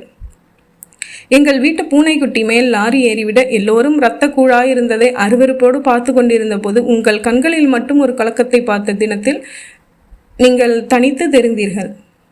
அன்றிலிருந்து நான் உங்களை கவனிக்க ஆசை எழுந்தது. உங்களால் கவனிக்கப்பட வேண்டும் என்கிற ஆசையும் எழுந்தது. என் அப்பா ஒவ்வொருவருக்கும் என்ன கலர் பிடிக்கும் என்று கேட்டபோது எல்லோரும் ஒவ்வொன்றாக சொன்னபோது நீங்கள் யாரும் சொல்லாத ப்ரவுன் என்றபோது அடுத்த அறையிலிருந்த எனக்கு சில்லிட்டது. எனக்கு பிடித்த நிறமும் ப்ரவுன் என்பதால். இப்படி சின்ன சின்னதாய் நமக்குள் உள்ள ஒற்றுமைகளை எண்ணி சந்தோஷப்பட்டு கொள்வேன். ஒற்றுமைகளை உருவாக்கவும் துவங்கினேன். நீங்கள் வைத்திருக்கும் அதே கேம்களின் பேனாவை கடையில் தேடி நான் வாங்கி கொண்டதற்கான என் பழைய பேனா தொலைந்து விட்டது என்று அப்பாவிடம் சொன்னது பொய்க்காரணம். எனக்கு பாத்ரூமில் மோதிக்கொண்டு காயம் என்று மருந்து தடவின நாளில் ஃபுட்பால் விளையாடி முழங்காலில் காயம் என்று கட்டுப்போட்டு கொண்டு நீங்கள் வந்தபோது இதில் கூட ஒற்றுமையா என்று என் மனது குதூகலித்திருந்தது. திருச்சியில் நீங்கள் கல்லூரி படிப்புக்காக போன போது நான் பிடிவாதம் பிடித்து திருச்சியில் தான் படிப்பேன் என்று சொல்லி சாதித்து சேர்ந்தது உங்களுக்கு தெரியாது. திருச்சியில் நாம் சந்திக்க வேண்டும் என்று நோக்கத்தில் அல்ல, சந்திக்க நேரிடலாம் என்ற நோக்கத்தில். ஒரே ஊரில் படிக்கிறோம் என்கிற ஒற்றுமை உணர்வு தரும் சந்தோஷத்திற்காக. தேங்காட், நான் எதிர்பார்த்தபடியே தெய்வங்களிடம் வேண்டிக் கொண்டபடியே நாம் சந்தித்தோம். அனைத்து கல்லூரிகளிலும் கலந்து கொண்ட NSS கேம்ப். ஒரு வாரம். எந்த கிராமம் அது? குருமணி பக்கத்தில் போதாவூர். உங்கள் கல்லூரி மாணவர்கள் 30 பேரும் எங்கள் கல்லூரி மாணவிகள் 25 பேரும் தனித்தனி இடங்களில் தங்க வைக்கப்பட்டாலும் பகலில் பொதுப்பணிகள் சேர்ந்து செய்ய வாய்ப்பளிக்கப்பட்டதில், ஏய் பரணி, நீ திருச்சியில் படிக்கிற? இதுதான் நீங்கள் என்னிடம் பேசிய முதல் வாக்கியம். உங்கள் முகத்தில்தான் எவ்வளவு உற்சாகம் வழிந்தது. ஏய் என்றதில் ஒரு துள்ளல். பரணி என்று பெயர் சொல்லி நீ ஒருமையில் கூப்பிட்டதில் ஒரு உரிமை. எவ்வளவு முறை நினைத்து நினைத்து ரசித்தேன் தெரியுமா? அதற்கு பிறகு அந்த 7 நாட்களும் எவ்வளவு பேசினோம். இலக்கியம், கவிதை, படிப்பு, பெண்ணுரிமை, மரபு, உலகம் என்று எதை பற்றியும் தீர்மானமாக நீங்கள் கொண்டிருந்த கருத்துக்கள் உங்கள் மேல் பிரியத்தோடு மரியாதையும் வளர்க்க துவங்கின. அப்புறம் அடிக்கடி டெலிஃபோனில் பேசிக்கொண்டாலும் பொது இடத்தில் சந்தித்து கவிரகங்கள், பட்டிமன்றங்கள் சேர்ந்து சென்றதும் பரணி, நான் உன்னை நேசிக்கிறேன், நீயும் என்னை நேசிக்கிறாயா என்று எழுதுவதற்கு உங்களுக்கு தைரியம் வர 2 வருடங்கள் தேவைப்பட்டிருக்கின்றன. நல்ல வேளை இன்னும் தயக்கத்தை தொடராமல் இப்போதாவது வெளிப்படுத்தினீர்களே. சேது, நான் உங்களை தெல்ல தெளிவாக காதலிக்கிறேன். இன்று உங்கள் கடிதம் படித்த பிறகல்ல, அதற்கு முன்னதாகவே நம் ஊரில் நாம் பள்ளி பருவத்தில் இருந்த முதல் நாளிலிருந்தே என் கருத்தை அழுத்தம் திருத்தமாக குறிப்பிட வேண்டும் என்று எழுதியிருந்தீர்கள். தெரிவித்துவிட்டேன், போதுமா? இன்னும் அழுத்தமாக வெளிப்படுத்த வேண்டுமென்றால் அது கடிதத்தில் முடியாது. காதலா, புரிகிறதா? உங்கள் தேவதை பரணி. ஏய் சேது, என்ன கேட்டேன் இப்போ? ஏன் இப்படி அப்செட் ஆகிட்ட? பரணியை யாராச்சும் சமீபத்தில் ஞாபகப்படுத்தினாங்களான்னு தானே கேட்டேன். உண்டுனா உண்டுன்னு சொல்லு, இல்லைனா இல்லைன்னு சொல்லிட்டு போயேன் என்றான் என் தோளில் கையை வைத்து பேசிய புருஷோத்தமன். அந்த ஞாபகம் எல்லாம் இல்லை புருஷோத்தமா என்றது வடிகட்டி அனுப்பப்பட்ட வார்த்தைகள். வேற எங்கே உனக்கு பிரச்சனை? நீ சந்தோஷமா இல்லைன்னு முகம் சொல்லுதே சேது. கவலை தான். என்ன கவலை? நினச்சபடி வீட்டை நல்லபடியாக கட்டி முடிக்கணுமேங்கிற கவலை தான். முதல் பொய்யை தொடர்ந்து பொய்களை அடுக்குவது என்ன எப்போதும் சுலபமான காரியம்தானே. இவ்வளவுதானா? இதுக்குத்தானா இவ்வளவு ஒரீடாக இருக்க? சேரப் மேன், நான் உனக்கு உதவி பண்ணுறேன். வீடு விற்று பணம் வந்த அப்புறம் உன் என்ஜினியரோட ஒரு சிட்டிங் நான் உட்காந்து எல்லா வேலைகளுக்கும் ஷெட்யூல் போட்டு தரேன். அடுத்து அந்தந்த நேரத்தில் நடக்க வச்சு செய்யப்படுத்திடலாம். கவலையை விடு. படுத்துக்கலாமா? தூக்கம் வருது எனக்கு. அப்பர் பத் ஏறி படித்து கொண்டேன். விளக்குகள் அணைக்கப்பட்டன. இந்த தடவை பாப்பா நாட்டில் பரணியை சந்திப்பேனா என்ற ஒரு கேள்வி வந்தது. கூடவே சந்திக்க வேண்டும் என்ற எண்ணமும் வந்தது. அத்தியாயம் 4. கிரீச் கிரீச் என்ற சத்தத்தோடு ஊஞ்சல் மெதுவாக அசைந்து கொண்டிருந்த போது கடலை மண்டிக்காரர் ராமண்ணா கதரில் பனியன் மாதிரியும் இல்லாமல் சட்டை மாதிரியும் இல்லாமல் ஒன்றை அணிந்திருந்தார். பளபளக்கும் எவர் சில்வர் டப்பாவிலிருந்து வெற்றிலை எடுத்து மடியில் துடைத்து போட்டு கொண்ட போது பேசினார். எதிரே வயர் பின்னிய நாற்காலியில் நாங்கள் குடித்து முடித்து ஈக்கள் உட்காரும் காஃபி டம்ளர்கள். எல்லாம் புருஷோத்தமன் தான் பேசி கொண்டிருந்தான். நான் என் வீட்டை கண்களால் சுற்றி பார்த்து கொண்டிருந்தேன். நீங்கள் 2 பேரும் பேசிகிட்டு இருங்க, நான் மொட்டை மாடிக்கு போய் பார்த்துட்டு வர்றேன். உங்கள் வீடு எங்கே வேணாலும் போய் பாருங்கள் சார். ஒரு ஆணி கூட அடிக்காமல் கண்ணாடி மாதிரி வச்சுருக்கேன். மொட்டை மாடியில் ராமண்ணாவின் குடும்பத்தினர் துளிகள் கொடிகள் காயில் போட்டு கொண்டிருந்தார்கள். கூடவே உட்கார்ந்திருந்த ஒரு குருவி என் வரவில் பயந்து பறந்து போனது. சிவப்பு சதுர கற்கள், மொட்டை மாடிக்குள் எட்டி பார்க்கும் முருங்கை மரம். அம்மா இங்கே வந்து நின்றபடியே காய் பறிப்பாள். உதவிக்கு நான் காற்றாடி விடுவது இங்கேதான். வடாம் பிழிந்து காயப்போட்டு காவலுக்கு கையில் குச்சியுடன் என்னை உட்கார வைப்பதும் இங்கேதான். சொந்தக்கார குழந்தைகள் வந்தால் இங்கே வந்து ஓடிப்பிடித்து விளையாட கீழே திடும் திடும் என்று அதிரல் கேட்கும். அப்பாவுக்கு மொட்டை மாடி மேல் ரொம்ப இஷ்டம். ஷேவிங் செய்து கொள்ள ரேசப் சோப்பு பிளாஸ்டிக் கிண்ணத்தோடு இங்கே வந்து விடுவார். கிட்டே உட்கார்ந்து உன்னிப்பாக பார்க்கும் என் மூக்கில் கொஞ்சம் சோப்பு தடவி விட்டு விடுவார். வெயில் காலம் என்றால் அப்பா இங்கேதான் படுத்துக்கொள்வார். மாலை 6 மணிக்கெல்லாம் வேலைக்காரனை விட்டு குடமாக தண்ணீர் விட்டு குளிர வைத்து விடுவார். இரவு பாய் போட்டு படுத்துக்கொள்வார். சில சமயங்களில் அவர் அருகே நானும் தங்கையும் கூட படுப்போம். அதை சொல்லும்போது அப்பா இல்லை, வாழைப்பழம் சாப்பிடுங்க என்று தரும் அப்பா. என்னவோ அப்பா என்றாலே கோபமான முகம்தான் நினைவில் தங்கியிருக்கிறது. வீடு கோர்ட் விவகாரங்களில் சிக்கி மீண்ட பிறகு அவர் சிரிப்பையே மறந்து போய்விட்டார். நல்லா இருக்கீங்களா என்று யாராவது கேட்டால் கூட ஏன் பார்த்தா தெரியலையா என்று எரிச்சல் காட்டி கொண்டிருந்தார். இந்த மொட்டை மாடியில் வைத்து தான் தனிமையில் ரொம்ப தயக்கத்துக்கு பிறகு என் வாழ்வின் தலையாய பிரச்சனையை சொன்னேன். அப்பா, இங்கிலீஷ் வாத்தியார் அருணாச்சலம் இருக்கார் இல்லையா, அவருக்கு ஹார்ட்டில் ஏதோ கோளாறாம். 1 மாதத்துக்குள்ளே மெட்ராஸுக்கு கொண்டு போய் பெருசாக ஆப்ரேஷன் செய்யணுமா. ஆமாம், நல்ல வாத்தியார். அவருக்கு கூட ஒரு பொண்ணு உண்டுல்ல? ஆமாம்ப்பா, பரணின்னு பேர். நான் திருச்சியில் படிப்பை முடித்தப்போ தான் அதுவும் படிப்பை முடிச்சுது. அந்த பொண்ணுக்கு முறைமாமன் தனபால்னு வாடகை சைக்கிள் கம்பெனி வச்சுருக்கான். ஆமாம் தெரியும், குடிக்கார பையன். ஆனால் 40-50 சைக்கிள் வச்சுருக்கான். கொஞ்சம் சொத்து பத்தும் சேர்த்துட்டான்னு சொன்னாங்க. அவனுக்கு என்ன? இல்லைப்பா, அவன் வாத்தியாரோட வைத்த செலவு பூரா ஏற்றுக்கிறேன், ஆனால் பரணியை கட்டித்தரணும்னு சொல்கிறானாம். முறை பொண்ணு தானே, கேட்குறதுல என்ன தப்பு? மாமனாரோட வைத்திய செலவை ஏற்றுக்கிறதுல எந்த மருமக பிள்ளை ஏற்றுக்குவான்? இப்போ நீங்களே சொன்னீங்க அவன் குடிக்காரன். 2வது அவன் பள்ளிக்கூடத்தை தாண்டலை. இந்த பொண்ணு டிகிரி முடிச்சிருச்சு. எந்த வகையிலையும் பொருத்தமே இல்லைப்பா. எல்லா கல்யாணமும் பொருத்தம் பார்த்து தான் நடக்குதா? டிகிரி படிச்சுட்டா என்ன தலையில் கொம்பா? மாமனை கட்டிக்கிறதுக்கு என்ன? குடும்ப சூழ்நிலைக்கு அனுசரித்து தானே போகணும். விதி அது இதுன்னு எப்படி மாற்ற முடியும்? இல்லைப்பா, ஒரு பேச்சுக்கு கேட்குறேன். அந்த பொண்ணு மனசில் வேறு யாராச்சும் இருந்தால் இந்த கல்யாணத்துக்கு எப்படி மனசு வைப்போம்? அப்போ சிரமந்தான். அவள் மனசில் இருக்கிறவங்கிட்ட காசு பணம் இருந்தால் வைத்திய செலவை ஏற்றுக்கிறதா சொல்லி பொண்ணு கேட்க வேண்டியதுதான். அப்பா, அது நான் தான். 1,00,000 ரூபாய் உங்களால் ஏற்பாடு பண்ணி தர முடியுமா? அடி செருப்பால என்று படித்திருந்தவர் எழுந்து விட்டார். பூகம்பம் வெடித்து மின்னல்களை சீறி இடி இடித்து அவர் பேசிய 1 மணி நேர பேச்சின் சுருக்கம். ஜாதி விட்டு ஜாதி இந்த கல்யாணத்திற்கு சம்மதிக்க மாட்டேன். இஷ்டம் இருந்தால் இந்த வீட்டில் இரு, இல்லைனா வெளியே போ. 10 பைசா தரமாட்டேன். நான் வெளியே வந்து விட்டேன். ஊருக்கு வெளியே கல்வால் ஏந்திய ஐயனார் கோவிலின் வவ்வால் சுற்றும் மண்டபத்தில் என் மடியில் கவிழ்ந்து அழுத பரணியின் முகம் நிமித்தி, இந்த பாரு, நான் வீட்டை விட்டு வந்து 1 வாரமாக வக்கீல் ஆஃபீஸ்க்கு தான் அலைஞ்சிட்ருக்கேன். எங்கள் தாத்தா வாங்கி போட்ட நிலத்தில் அப்பா கட்டின வீடு. நிலம் இல்லாமல் எப்படி வீடு கட்ட முடியும்? எப்படி பார்த்தாலும் அந்த வீட்டில் எனக்கு ஒரு பங்கு இருக்குது. வழக்கு போடத்தான் போகிறேன். என் பங்கு வந்ததும் உங்கள் அப்பாவுக்கு ஆப்ரேஷன் பண்ணிடலாம் என்றேன். அவள் வெறுமையாக சிரித்து, இன்னும் 3 வாரத்துக்குள்ளே ஆப்ரேஷன் செய்யணுங்க சேது. கோர்ட்டில் கேஸ் போட்டு வழக்கு முடிய எத்தனை வருஷம் ஆகும்? 3 வாரத்தில் முடிகிற வழக்காது. விடுங்க, எதுக்காக நீங்கள் அப்பாவை பகைச்சிக்க வேண்டாம். ஏற்கனவே ஒரு தடவை உங்கள் வீடு கோர்ட்டுக்கு போயிட்டு வந்துருச்சு. நீங்கள் உங்கள் அப்பாவோட ராசி ஆயிடுங்க என்றாள். அப்போ நீ? நான் மாமாவை கட்டிக்கிற சேது, வேறு வழி இல்லை. அப்பாவை காப்பாற்ற வேண்டியது என் கடமை சேது. அதுக்காக என்னை மறந்துடுவியா நீ? அது முடியாது. உங்களை நேசித்த அந்த பரணி தான் என் கழுத்தில் தாரி ஏறின நிமிஷமே செத்து போயிடுவா. சேது, மாமா வீட்டில் கால் எடுத்து வைக்கிற ஒரு பொம்மை.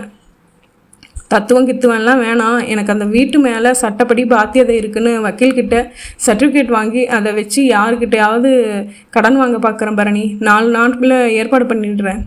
வாக்கு கொடுத்து விட்டு லாயர் சர்டிஃபிகேட்டுடன் எனக்கு தெரியாத அத்தனை பேரிடமும் அலைந்து கடன் கேட்டு அவமானப்பட்டேன். ஒரிஜினல் பத்திரத்திலேயே 1000 வில்லங்க இருக்குது. வழக்கில் ஜெயிச்சா பங்கு இருக்குன்னு சொல்கிற இந்த காகிதத்தை நம்பி எவன் தம்பி பணம் கொடுப்பான்? எல்லோரும் இதையே மாற்றி மாற்றி வேறு வார்த்தைகளில் சொன்னார்கள். தஞ்சாவூரில் ஒருவரை பார்த்துவிட்டு நான் பாப்பா நாட்டிற்கு பஸ்ஸில் வந்து இறங்க தனபால் வாடகை சைக்கிள் கம்பெனி வாசலில் பட்டாசு கொளுத்தி கொண்டிருந்தார்கள். பட்டாசு கிளப்பிய புகை அடங்கியதும் பார்த்தால் ரிக்ஷாவில் இருந்து பட்டுப்புடவை புதுத்தாலியுடன் பரணியும் பட்டு வேட்டியில் தனபாலும் இறங்க, அப்பாவை பார்க்கவே பிடிக்காமல் சென்னை வந்து வெதும்பி வேலை கிடைத்து அந்த 14 கடிதங்களை மறுபடி படித்து, அப்பா தேடி வந்து உன் காலில் வேணாலும் விழறேன், வாப்பா, அம்மா ரொம்ப சீரியஸாக இருக்காங்க என்று சொல்லி அழைத்து போய் மறுபடி உறவுகள். எனக்கு லேசாக சிரிப்பு வந்தது. என் வாழ்க்கையை லட்சியமாக நினைத்த டாக்டர் படிப்புக்கு உதவாத இந்த வீடு, என் வாழ்க்கையே பரணிதான் என்று நினைத்து திருமணத்தில் இணைய விரும்பிய போது உதவாத இந்த வீடு, என் மனதில் இல்லவே இல்லாத என் மனைவியின் மனதில் விஸ்வரூபம் எடுத்து நிற்கும் லட்சியம் நிறைவேற மட்டும் உதவ போகிறது. பெருமூச்சு விட்டேன். மொட்டை மாடியிலிருந்து இறங்கி வந்து, என்னாச்சு என்றேன். பிடிச்ச பிடியிலே இருக்கார், ஏறி வர மாட்டேங்கிறார் என்றான் புருஷோத்தமன். சரியான ஆளைத்தான் கூட்டிகிட்டு வந்திருக்கீங்க, நீங்கள் உட்கார்ந்து பேசுங்க சார் என்றார் ராமண்ணா. புருஷோத்தமன் எப்படி பேசி முடித்தாலும் எனக்கு பூரண சம்மதம். நீங்கள் அவங்கக்கிட்டேயே பேசிங்க, நான் காலார ஐயனார் கோவில் வரைக்கும் போயிட்டு வந்துடுறேன்.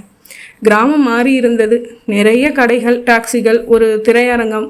ஒரு கடையில் பிஸ்கட் பாக்கெட்டுகள் வாங்கி கொண்டேன். பரணியின் மகள் பெயர் என்ன? சரவணன். அதோ துரு கண்கள். 6 வருடம் முன்பு பார்த்தபோது LKG படிப்பதாக சொன்னான். இப்போது 5வது படிக்க வேண்டும். சென்ற தடவை பரணியை பார்க்க முயன்றபோது தலபால் தன் குடும்பத்தோடு பழனி போயிருப்பதாக சொன்னார்கள். 3 தினங்களில் கொத்தனார் வேலைகள் முடிந்து விட்டாலும் ஒரு நாள் அதிகமாக தங்கி பார்க்க சென்றபோது வீட்டில் தனபால் இருந்ததால் சௌக்கியமா என்று ஒரே ஒரு வார்த்தையும் அதற்கு நீங்க என்ற பதிலும் மட்டுமே இருந்த 1 மணி நேரத்திலும் பேசியவை. கண்கள் எதேச்சையாக இடறி கொண்ட போதெல்லாம் பார்வையை விலக்கிக் கொள்பவள் நானாகவே இருந்தேன். இந்த ஒரு சில பார்வை வினாடிகளில் கூட எத்தனை 1000 மௌன காவியங்கள் புதைந்திருந்தன. அப்போது பரணி சற்று குண்டாய் இருந்தாள். வீட்டில் பரணியை எந்த வேலையும் செய்ய விடுறதில்ல சார். கிரைண்டர் வாங்கி போட்டிருக்கேன். போர் அடித்தா பாட்டு கேட்க டேப் ரெக்கார்டர் வாங்கி போட்டிருக்கேன். கேஸ் அடுப்பு சார். படித்த பொண்ணு இல்லையா, சுகமாக வச்சுக்க வேணாமா என்றான் தனபால். இப்போது இன்னும் கூட குண்டாய் இருக்கலாம். சரவணனுக்கு ஒரு தம்பியோ தங்கையோ இருக்கலாம். வீட்டில் நான் போகும் நேரத்தில் தனபால் இல்லாமல் இருந்தால் பரவாயில்லையே என்று ஒரு மனம் நினைத்தது. சரி, அவள் மட்டும் தனியாக இருக்கிறாள், என்ன பேசுவாள்? பழையதையெல்லாம் ஞாபகப்படுத்தி அழ வைக்கப் போகிறாயா என்று ஒரு மனம் கேள்வி கேட்டது. ஐயனார் கோயில் போகும் வழியில் இருந்த அந்த தெருவுக்குள் நுழையும் போதே உள்ளே ஜிவ்வென்று ஏதோ கவ்வியது.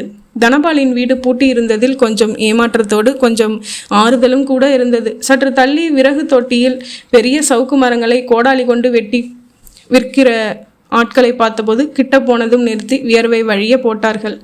ஏன்பா, சைக்கிள் கம்பெனி தனபால் வீடு பூட்டியிருக்கே, அது பூட்டித்தானே கிடக்குது. தனபால் வீடு மாறிட்டாரா? அவர் எங்கே இங்கே இருக்காரு? குடும்பத்தோட மெட்ராஸுக்கு போய் 3-4 வருஷம் ஆச்சுதே. மெட்ராஸ்க்கா? ஏன்?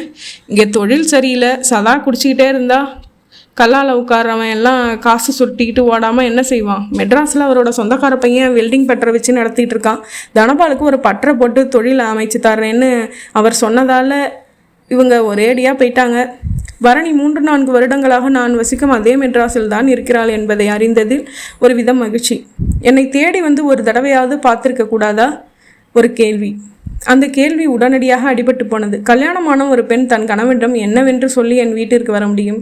என் மனைவியிடம் என்னவென்று சொல்லி அறிமுகப்படுத்திக் கொள்ள முடியும்? மெட்ராஸில் எங்கே இருக்காங்கன்னு தெரியுமா? ஜெயவிலாஸ் கஃபேல கணேசன் இருப்பார். அவர் தான் தனபாலுக்கு தோஸ்து. அவருக்கு தெரிஞ்சிருக்கலாம், கேட்டு பாருங்க.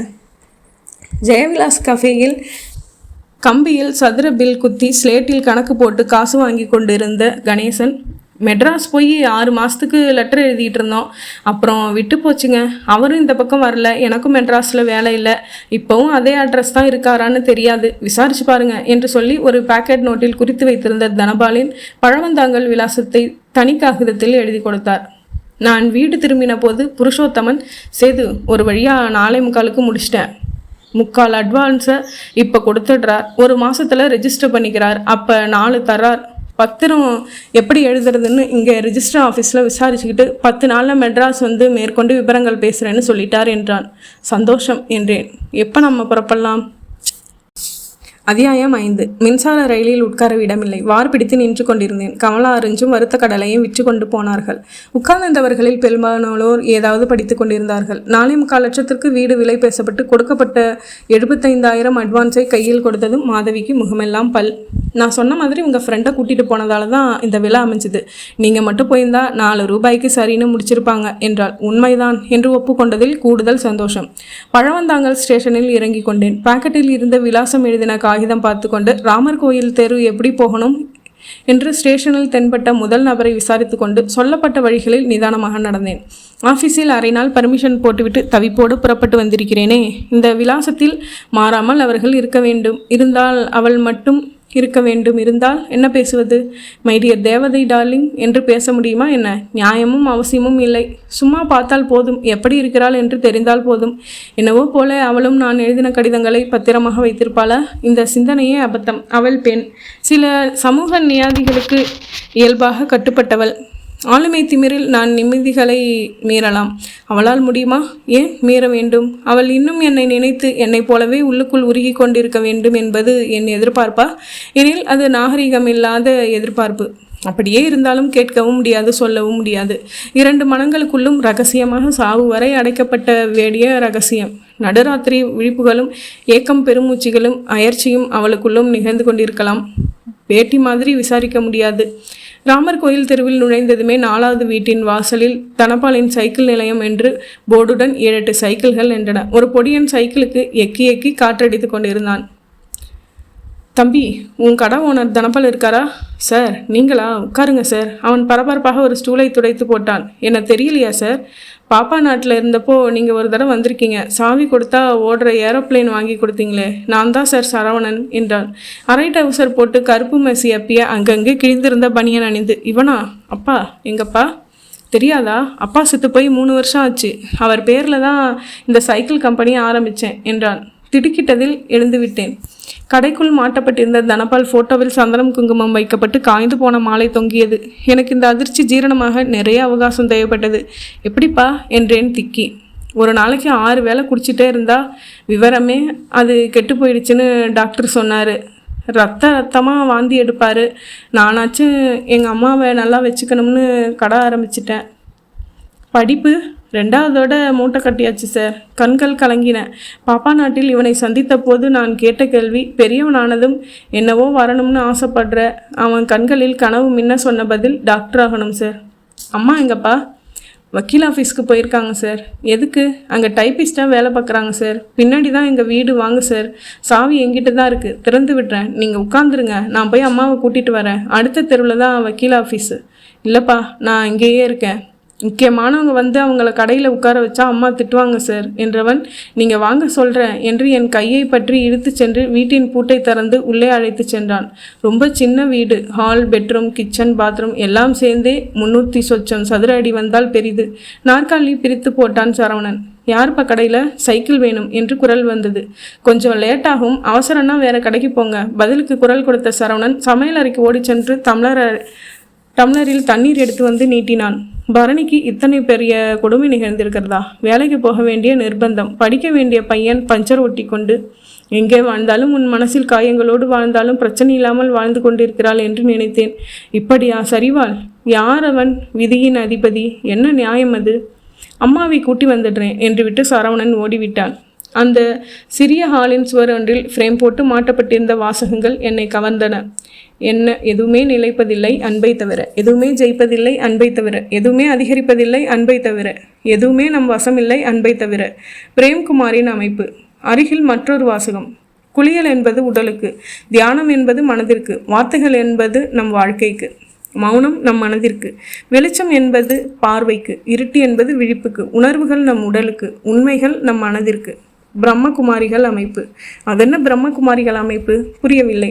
அம்மா, இவர்தான். சரவணனின் குரலுக்கு திரும்பினேன். இவள்தானா? பரணியா? நிஜமாகவா? ஐயோ! தோள்பட்டையில் எலும்புகள் எட்டி பார்த்தன. கன்னங்கள் ஒட்டி போய் முடி உதிர்ந்து கண்ணாடி அணிந்து வெள்ளை புடவை வெள்ளை ஜாக்கெட்டில். இல்லை, சத்தியமாக இவள் இல்லை. நீங்கள் தேடி வந்த பரணி நான் இல்லை என்று இதோ இவள் இப்போது சொல்ல போகிறாள். வாங்க என்றாள். சரவணன் கடைக்கு ஓடிவிட்டான். எனக்குள் வார்த்தைகள் யாவும் செத்து போயிருந்தன. தொண்டை வரை எழும்பி எழும்பி அடங்கி கொண்டிருந்தது துக்கம். தனபால் எப்போ நிலம் பார்த்து பேசினார். தை வந்தால் 3 வருஷம் ஆகுது. என்னாச்சு? Liver failure. எத்தனை சொல்லியும் குடிய நிறுத்தலை. பையன் தலையில் அடித்து 100 தடவை சத்தியம் செஞ்சு 100 தடவையும் மீறினார். நேற்று பாப்பா நாடு போயிருந்தேன். அப்போ தான் நீங்கள் எல்லாம் இங்கே வந்துட்டது தெரிஞ்சுது. அப்போ கூட இந்த விஷயம் தெரியலை. இங்கே வந்து தான் இப்போ சரவணன் சொல்லித்தான் ஐ எம் வெரி சாரி, இது ரொம்ப கொடுமை. புன்னகைத்தாள். இல்லைங்க, இது வரோம். எது? வாழ்க்கையில் திருப்பங்கள் சந்திக்கிறது. இது கடவுளோட விளையாட்டு. விளையாட எத்தனை கோடி ஜனங்களில் சிலரைத்தான் தேர்ந்தெடுக்கிறார். அவர் செலெக்ஷனில் நானும் இருக்கிறது பெருமையான விஷயம் இல்லையா? கடவுளுக்கு விளையாட்டு பொருளாக இருக்க எத்தனை பேருக்கு பாக்கியம் கிடைக்கும்? அவளின் விரக்தி புரிந்தது. கொடுமை, பெரிய கொடுமை. படிக்கிற பையனை இப்படி சைக்கிள் கம்பெனி வைக்கிற நிலைமைக்கு என்ன பண்ணுறது? வக்கீல் ஆஃபீஸில் டைப் அடிக்கிறேன், 400 தரார், பத்தலை. வீட்டு வாடகையே 150 போயிடுது. சரவணனை நான் படிப்பு நிறுத்த சொல்லலை, அவனாத்தான் நிறுத்திட்டான். இந்த வயசில் என்னை பொறுப்பாக பேசுகிறான் தெரியுமா என்றவள், வீட்டில் எல்லாரும் நல்லா இருக்காங்களா என்றாள். என்றேன். பெரியவன் நிர்மலா, சின்னவ திவ்யாவா? இல்லை, மாற்றி சொல்லிட்டேன். இதே மெட்ராஸில் தான் இருக்கும் பரணி. ஒரு தடவை வந்து பார்க்கலாம் இல்லையா? ஓரளவு வசதியாக தான் இருக்கேன். ஊரில் வீட்டை விற்றுட்டு மார்பிள் ஃப்ளோரிங் போட்டு வீடு கட்டிகிட்ருக்கேன். எந்த தகவலுமே தெரியாமல் போயிடுச்சு. இப்போ கூட நானாக தேடி வந்திருக்கேன். என்கிட்ட உதவி எதுவும் கேட்கக்கூடாதுன்னு அப்படி என்ன வைராக்கியம் பரணி? அமைதியாக நின்றிருந்தாள். ஏதாச்சும் சாப்பிட்றீங்களா? இருங்க, என்ன இருக்குன்னு பார்க்குறேன். இல்லைம்மா, அதெல்லாம் எதுவும் வேணாம், உட்காரேன். எதிரில் தரையில் அமர்ந்து கொண்டாள். ஒரு முறை நிமிர்ந்து என்னை பார்த்தாள். அந்த பார்வையில் கலக்கம் எதுவும் இல்லை, ஒரு ஒளியும் தெளிவும் இருந்தன. நீ டிகிரி படிச்சிருக்க, 1000 ரூபாய் சம்பளத்தில் ஒரு நல்ல வேலை வாங்கி தர முடியும் பரணி. உன் சர்டிஃபிகேட் காப்பி இருந்தால் கொடு, முடிஞ்சால் நான் வேலை பார்க்குற கம்பெனிலேயே. வேணாங்க என்றால் அவசரமாக. சரி, வேறு ஏதாச்சும் கம்பெனியில்? இல்லை, எனக்கு வேலையே வேணாம், இந்த வேலையே விட்டுடலாம்னு இருக்கேன். ஏன்? பிரம்மகுமாரிகள் அமைப்பில் இருக்கேன். சாதாரண பார்வையாளராக போனேன். அவங்க நடவடிக்கைகள் எனக்கு ரொம்ப பிடிச்சி போச்சு. யோகா, தானம் எல்லாம் சொல்லித்தராங்க. எனக்கு ட்ரைனிங் கொடுத்தாங்க. இதோட தலைமை மவுண்ட்டு அபுல்ல இருக்குது. ஒரு தடவை போயிட்டு வந்தேன். இப்போது தியானம் கற்றுக் கொடுத்து ஸ்பீச்சஸ் கொடுக்குற டீச்சர்களில் நானும் ஒருத்தி. இந்த வெள்ளை புடவை எங்கள் யூனிஃபார்ம். இதில் சர்வீஸ் பண்ணுறது மட்டும்தான் இப்போ மனசுக்கு ரொம்ப ஆறுதலாக இருக்கிற விஷயம். லௌகீக வாழ்க்கையில் ஆர்வம் போயிடுச்சு. சொந்த வீடு, கார், அது இதுன்னு எந்த கனவும் கிடையாது. நிம்மதியான மனசு தான் ஒரே தேவை. முடிஞ்ச வரைக்கும் மற்றவங்களுக்கு சர்வீஸ் பண்ணுறதுல அது கிடைக்கிது. என்னை முழுக்க இந்த அமைப்பில் இன்னும் தீவிரமாக ஈடுபடுத்திகிட்டு இருக்கணும்னு ஆசைப்பட்றேன். ஆனால் சரவணன் ஒருத்தர் இருக்கானே, அவன் இன்னும் கொஞ்சம் வளரணும், தன் காலில் நிற்கணும். அது வரைக்கும் நான் காத்திருக்கணும். எனக்குள் கரகரவென்று ஏதோ சுரந்தது. மாலுமி கடலில் விழுந்து விட்டால் அலைகள் இஷ்டப்படவில்லை என்றாலும் இழுத்து போகத்தான் செய்யும். உயிர் வாழ ஒரு மிதவை கிடைத்தால் போதும். அந்த திசையை நாம் தீர்மானிக்க வேண்டியதில்லை. எனக்கு கிடைத்த கட்டை லௌகீகம், அவளுக்கு கிடைத்திருக்கிற கட்டை ஆன்மீகம். துறவு மனப்பான்மையுடன் பேச வேண்டிய வயதாயுது. சில பழங்கள் இயல்பாக பெருத்து பழுப்பதில்லை. வெம்பல் கனிகளும் உண்டு. அப்படித்தானா சில வெம்பல் வாழ்க்கைகள்? 33 வயதிலேயே மூதாட்டியின் அனுபவங்களும் முதிர்ச்சியும் சோதனைகளை வாவென்று சொல்ல வேண்டும். அசாத்திய பக்குவம் வேண்டுமில்லை, அசாத்திய விரக்தி வேண்டும். இவள் கண்களில் உள்ள ஒளி பக்குவத்தை தான் காட்டுகிறது. விரக்தியின் இழை கூட தெரியவில்லை. சரி, அடுத்து என்ன என்கிற தைரியமும் தெளிவும் தான் தெரிகின்றன. எந்த மலரும் பூக்கும்போது நான் பிணத்திற்கு மாலையாவேன் என்று சம்மதப்படுவதில்லை. நான் அர்ச்சனை மாலையாவேன் என்று கனவு காண்பதும் இல்லை. பொய்யும் மனிதர்கள் தான் தீர்மானிக்கிறார்கள். வாழ்க்கையில் சூழ்நிலைகள் தீர்மானிக்கின்றன. எனில் கனவுகள் ஏன், லட்சியம் ஏன்? ஒரு கனவு டாக்டர் கம்பெனி உதவ மேனேஜர் ஆகிவிட்டார். ஒரு கனவு டாக்டர் சைக்கிள் கம்பெனி வைத்திருக்கிறார். பரணி என்னை தேடி வந்து பார்க்காததற்கு இப்போது என்னிடம் பதில் இருந்தது.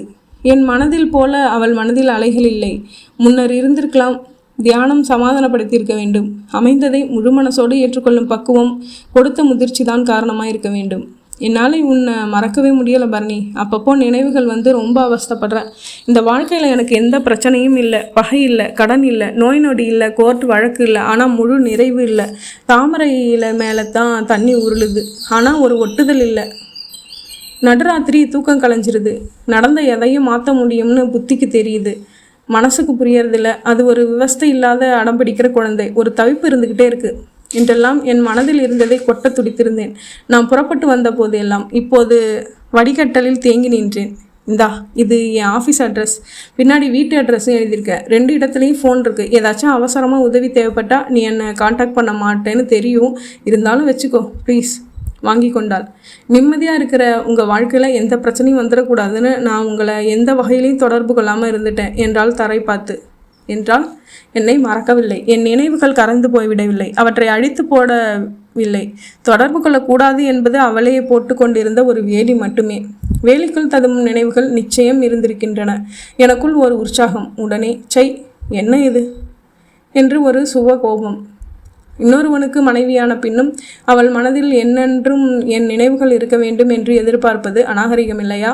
அநாகரிகம்தான், ஆனால் நிஜம். நிஜத்திற்கு சில நியதிகள் கிடையாது, விளிம்புகள் கிடையாது. உன் உள்மனதில் இந்த நொடி ஒரு சந்தோஷம் பொங்குவதை நான் வெளிக்காட்டு கொள்ளாமல் வேண்டுமானால் இருக்கலாம். ஆனால் பொங்குவது நிஜம். அது செயலாக, வார்த்தையாக வெளிவரும் போதுதான் சமூகம் அநாகரிகம் என்று பெயர் சூட்டுகிறது.